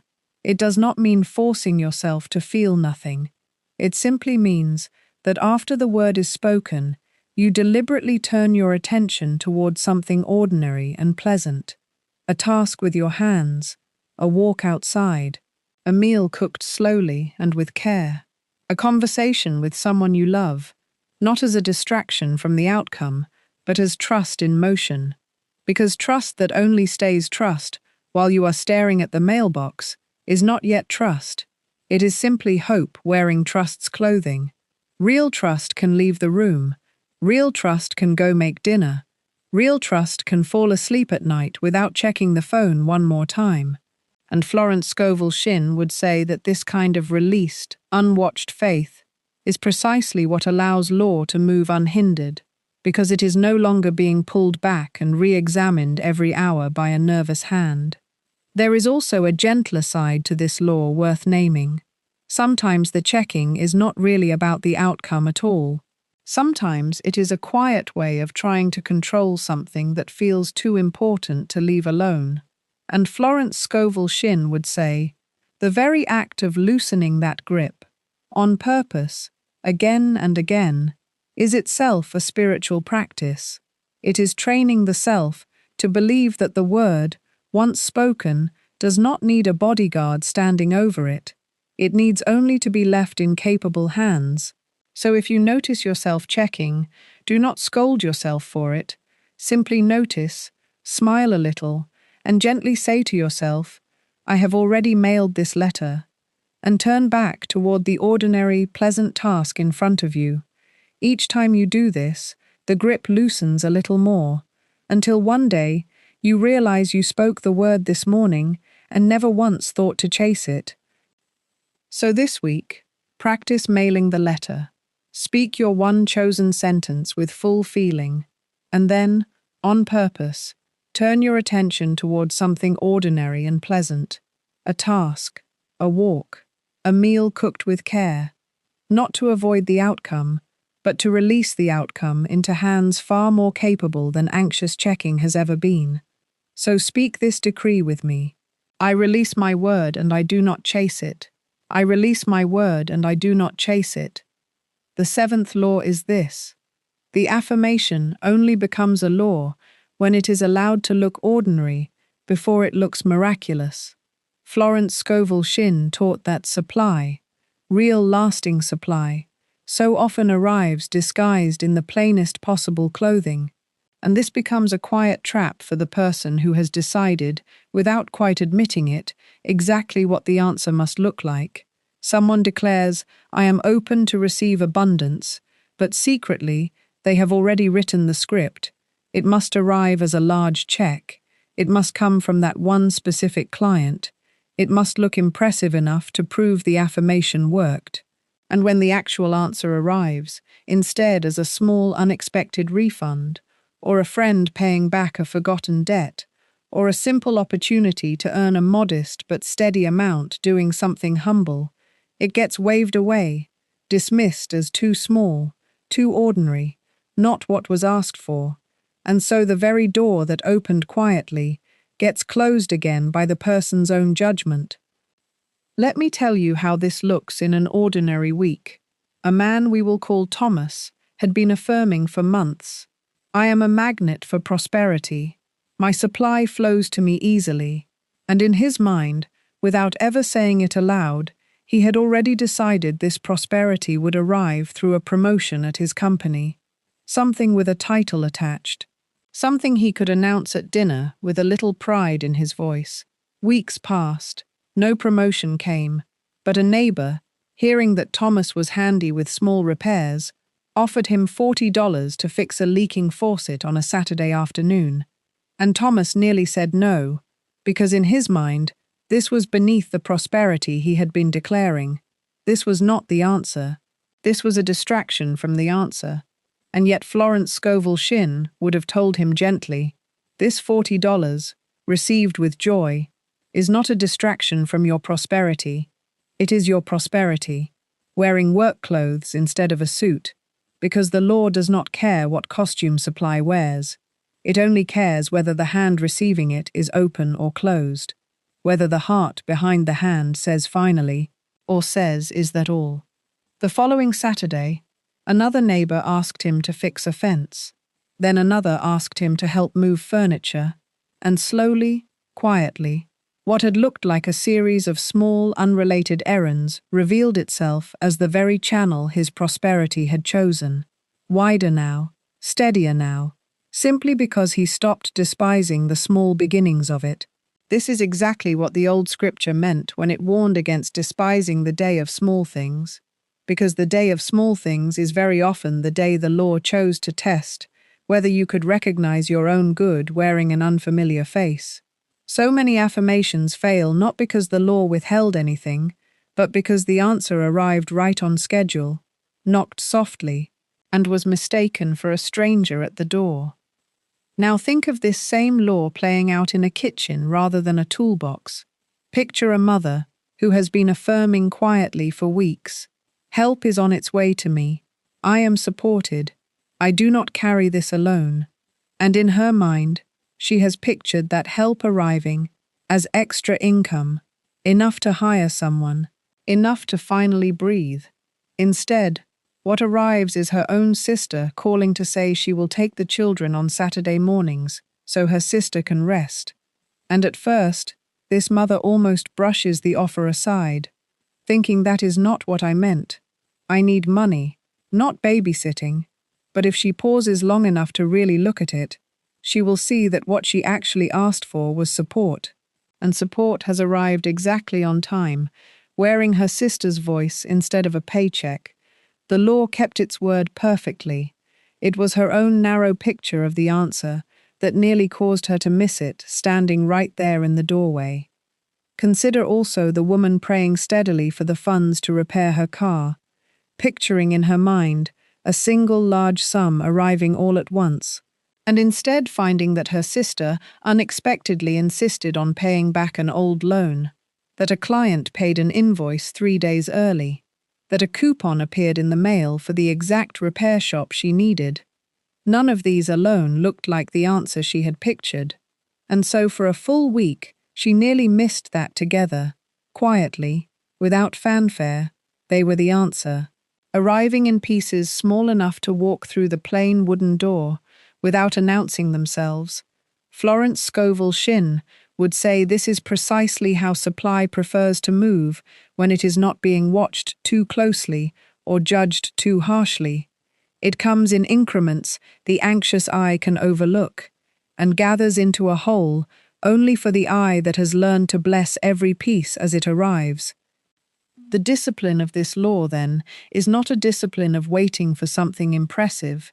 It is a discipline of noticing, of pausing at each small, unremarkable moment and asking, "Is this perhaps the door?" and answering that question with gratitude before you have even confirmed it, because gratitude offered at the plain door tends to be what widens it into the next room, while suspicion offered at the plain door tends to be what seals it shut again. Imagine two people receiving the exact same small, unexpected $50 in the mail. One says, "Is that all?" after everything I have been declaring, and the door narrows. The other says, "Thank you. This is the law moving. More is surely on its way," and the door widens. The money in both cases was identical. The consciousness receiving it was not. And consciousness, not money, is what the law is always actually responding to. Think of it the way you might think of a tiny stream that feeds into a much larger river further downstream. If you stand only at the mouth of the stream, expecting a river's width right away, you will call it too small and walk away disappointed. But if you understand that this same modest little stream is quietly carving the very channel the larger water will one day travel through, you begin to treat it with respect. You keep it clear. You do not dam it up out of impatience. This is exactly how Florence Scovel Shinn asked her students to treat every small answer, not as the whole river, but as the channel being carved for the river still to come. Despise the stream and you may never see it widen. Honor the stream and you are, quietly, preparing the very bed the fuller supply will later flow through. This is also why Florence Scovel Shinn so often reminded her students that the word was never asked to deliver a specific costume. It was asked to deliver supply, and supply is wonderfully creative about the form it takes, sometimes arriving as an idea instead of income, sometimes as a returned favor instead of a windfall, sometimes as simple relief from a bill you feared instead of a fortune you imagined, sometimes as a phone call from an old friend instead of the phone call you had been rehearsing in your mind. The law is never late, and it is never stingy. It is simply, endlessly, more inventive than our own narrow expectations ever gave it credit for being. So this week, watch for the plain wooden doors, the small, unremarkable answers, the $40 faucet, the early invoice, the returned loan, the coupon that seems too convenient to be coincidence, the sister who offers her time instead of her money, and greet each one the way you would greet the grand answer you originally pictured, with warmth, with thanks, with the quiet certainty that this ordinary door is simply the visible edge of something larger already moving toward you. Because the golden door and the plain door were never two different answers. They were always the very same supply, wearing whatever clothing the moment called for, and the hand that learns to welcome both, equally, without preference, is the hand the whole river eventually finds its way toward. So speak this decree with me. I welcome the plain door as warmly as the golden one. I welcome the plain door as warmly as the golden one. The eighth law is this: the word spoken in fear, for yourself alone, rarely holds. But the word spoken from a full and generous heart tends to hold like iron. Florence Scovel Shinn taught that supply is not a fixed pie with only so many slices to fight over. It is an infinite substance, ever flowing, ever renewing, poured from a source that never runs low no matter how many hands reach toward it, and a consciousness that grips its own affirmation out of scarcity, quietly afraid there will not be enough to go around, is unknowingly speaking from the very fear James warned against, because underneath the hopeful words lies a tight, guarded, anxious grip. And law can feel the difference between an open hand and a clenched fist, even when both hands are saying the exact same sentence out loud. Picture for a moment two co-workers sitting at neighboring desks, Both of them have learned about the spoken word. Both of them are quietly affirming a coming promotion. The first woman says her words beautifully each morning. I am moving upward. New opportunity is mine. Yet when she hears that her co-worker across the hall has just been given a wonderful new account, something in her tightens. She smiles on the outside, but inside, a small voice whispers, there goes my chance. As if good were a single loaf of bread, and every slice given to someone else is a slice taken from her own plate. She does not say this out loud. She may not even fully admit it to herself, but her hand, the inner hand that receives, has quietly closed into a fist even while her mouth keeps affirming openness. The second woman speaks nearly the same sentence. I am moving upward. New opportunity is mine. But when she hears the very same news about her co-worker's new account, she claps her hands together and means it. She says how wonderful. I am so glad for her, and she feels no shrinking at all, because somewhere in her consciousness, she has settled the truth that her co-worker's good and her own good are not drawing from the same limited well. They are two separate cups, being filled from the very same overflowing river, and a river does not run dry because one more cup was filled from it. This is the whole difference between an affirmation that wavers and an affirmation that holds. Not the words themselves, which may be identical, but the state standing behind the words. One state secretly believes in a limited pie and therefore experiences every stranger's success as a threat. The other state rests in the truth of unlimited supply and therefore experiences every stranger's success as proof, gentle living proof, that the very good she is asking for is already moving visibly through the world and is fully capable of reaching her too. Florence Scovel Shinn would say the shopkeeper who resents the shop across the street is, without realizing it, affirming lack even while her lips affirm abundance, because resentment of another's good is simply scarcity wearing a hopeful-looking coat, and law, being wonderfully literal, responds not to the coat, but to what is actually being worn underneath it. Think also of the small, ordinary moment at a restaurant table, when a server brings wonderful news to the family at the next table. Perhaps they are celebrating. Perhaps a generous tip has just changed hands, and one person at your own table mutters, "Must be nice. Some people have all the luck," while another simply smiles and thinks good for them. May my own table be blessed the very same way tonight. Both people go home to the very same modest paycheck that week. Yet one of them has just fed their own consciousness a small, quiet lesson in scarcity, and the other has just fed their own consciousness a small, quiet lesson in overflow. And these small, unremarkable choices, repeated day after day, become the actual atmosphere the affirmation must try to grow in. An affirmation planted in soil laced with resentment struggles the way any seed struggles in poisoned ground, no matter how sincerely it was planted. But an affirmation planted in soil kept generous and clear grows almost effortlessly because nothing beneath the surface is working against it. This is why Florence Scovel Shinn so often linked the spoken word to generosity, not as a moral rule handed down from outside to make us behave nicely, but as a practical, almost mechanical law of consciousness, because a heart that quietly believes in scarcity will always, sooner or later, sabotage its own affirmation with one small, ungenerous thought slipped in sideways, while a heart that has settled into believing in abundance for everyone finds its own word growing stronger every single time it blesses someone else's good fortune. So here is the practice for this week, and it is a small one, almost too small to seem important. Yet it is exactly the kind of small hinge Florence Scovel Shinn built her whole teaching around.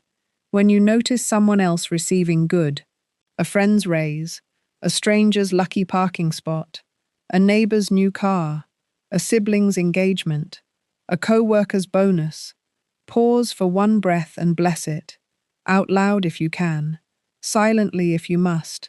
Simply say inwardly, how wonderful, I am glad, and let their good remind you, gently and immediately, that the very same ocean that just reached their shore has not moved one single inch further away from your own. This one habit, practiced honestly, is one of the fastest ways Florence Scovel Shinn knew to loosen the secret clenched fist hiding behind an otherwise well-spoken affirmation, because you cannot bless another's supply with a genuinely open hand while simultaneously keeping your own hand closed. The two postures cannot occupy the same body at the same time, so choose the open hand on purpose, again and again, until it becomes simply how you stand in the world. So speak this decree with me: I bless every good I see, for it proves my own good is near. I bless every good I see, for it proves my own good is near. The ninth law is this: the unshaken word, spoken from an unshaken self, is the only word that never returns void, and this final law gathers up every law before it, because we have moved from the single divided house to the balanced scale, to the anchored ship, to the reshaped bowl, to the ordinary hour, to the released letter, to the plain wooden door, to the generous open hand, and now we arrive at the center, where all of it was always quietly pointing, the unwavering flame that James described as the opposite of the double-minded man. Picture a room with the door left open and the wind blowing freely through it. Any candle placed there will flicker constantly, sometimes nearly going out, sometimes flaring, entirely at the mercy of whatever draft happens to move through the room that day. This is the double-minded consciousness, endlessly reactive, endlessly rearranged by outer circumstance. But picture now a room with the door closed, the windows sealed, no draft reaching in at all. A candle placed there burns steady, tall, and undisturbed. Not because the world outside has become calm, the world outside may still be full of wind and weather, but because the room itself, the inner chamber of consciousness, has been quietly, deliberately sealed against being tossed about by every current that passes. Think for a moment of an old lighthouse keeper standing watch on a rocky coast. The sea below him churns all night long. The wind rattles the glass. The rain drives sideways against the tower, and yet the lamp at the very top of that tower does not flicker with the storm. It cannot, because the lamp room was built, on purpose, sealed thick, glassed in tight, so that whatever the ocean does far below has no access at all to the small, steady flame burning at the center. The ships out on the water never see the storm the keeper is standing in. They only see the light, constant, unmoving, exactly where it always is, and that is the whole picture of the settled word. Your neighbors, your family, your own worried thoughts may all be storming around you about the economy, about the delay, about the bill that has not cleared yet. But none of that weather was ever given a key to your lamp room. The moment you understand that your consciousness is a sealed chamber and not an open porch, you stop expecting the wind to politely die down before you can feel steady. You simply seal the room and let the wind do what wind does far outside it. Florence Scovel Shinn taught that this sealing is not achieved by willpower or by gritting your teeth through every difficulty. It is achieved by a settled, practiced knowing that the word, once spoken in faith, is already law, already accomplished on some level, working itself out in its own perfect timing, and there is nothing left to do but stand, steady, undisturbed, exactly the way Isaiah once described, standing still to see the salvation move on your behalf. Consider an ordinary evening at a family dinner table. Someone asks the question that used to unravel you every single time. Still no job yet, still waiting on that money. And in the old divided house, you would have felt your own flame gutter right there at the table. Your voice would tighten. Your story would spill out in a rush of explanation and worry, dressed up as small talk. But a person who has sealed the room simply answers once, calmly, It is on its way, and returns to the meal. No defending, no over-explaining, no matching the anxious energy of the question with an anxious energy of your own. The relatives may keep their storm, their doubts, their raised eyebrows, that is their weather to stand in. But your lamp does not have to flicker just because their sky is grey. This is what it looks like. In an ordinary kitchen, on an ordinary evening, to let the word stand rather than defend itself. Notice too how differently a sealed room behaves compared to a room merely trying very hard to look calm. Trying hard is still a form of bracing against the wind. It is exhausting. It slips the moment you are tired or caught off guard. But a room that has actually been sealed requires no effort to stay quiet. The quiet is simply the nature of the room now. This is the difference between forcing peace and possessing it, between performing an affirmation and actually being the kind of consciousness the affirmation describes. Florence Scovel Shinn would say, the second one is the only kind that finally holds, because it is not fighting the storm, it has simply stopped being the kind of room a storm can enter. This is why every law we have walked through today was really building toward this one single, unshaken flame, closing the divided house so there is only one voice speaking, balancing the scale so heart and word agree, anchoring the ship so weather cannot move you, reshaping the bowl so it can finally hold what is poured in, letting the ordinary hours carry the same tone as the peak moment, releasing the letter so anxious watching cannot undo the mailing, welcoming the plain door so gratitude keeps every door open, blessing another's good so your own hand stays open rather than clenched, and now, finally, sealing the room itself so that no matter what wind moves outside your window today, tomorrow, or next month, the flame at your center simply does not move. And here is the quiet promise underneath all of it. A sealed room is not a room cut off from life. It is not coldness. It is not indifference to the world's weather. It is simply a room that has decided the flame is worth more protection than the drama is worth attention. You can still love the people at that dinner table. You can still care about the outcome you are waiting for. You can still feel every ordinary human feeling that moves through a day, and the flame still does not have to gutter, because feeling the wind on your face through a sealed window is not the same as letting the wind into the room.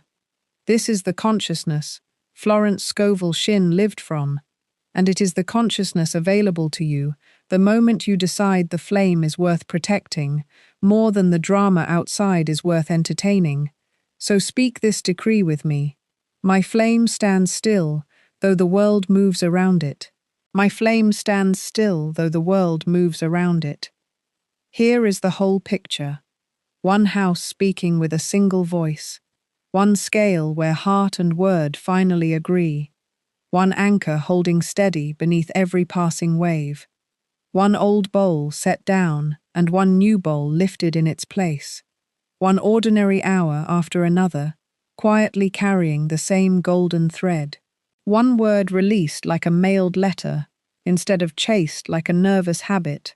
One plain door, welcomed as warmly as the miracle door. One open, generous hand, blessing every good it sees. And at the very center, one unwavering flame, standing steady in a sealed and settled room. This, Florence Scovel Shinn would say, is what it actually means to ask in faith. Nothing wavering, not perfect certainty about how the answer will look, simply a single undivided consciousness that has stopped fighting itself long enough to let the word do what the word was always designed to do.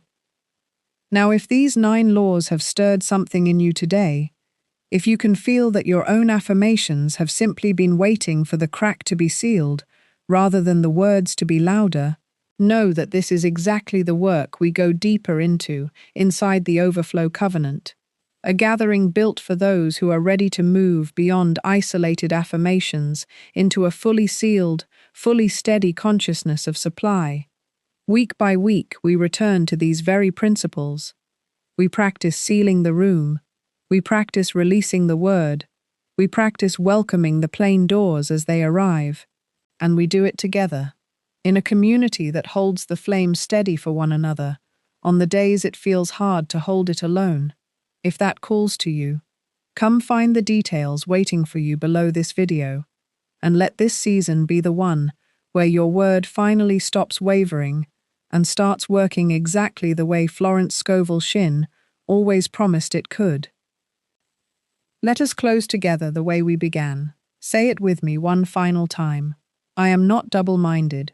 I am not tossed about. My word is my wand. And again, I am not double-minded. I am not tossed about. My word is my wand. Your affirmations were never broken. They were simply waiting for a single, undivided, steady voice to finally speak them. And that voice, quietly, has been yours all along.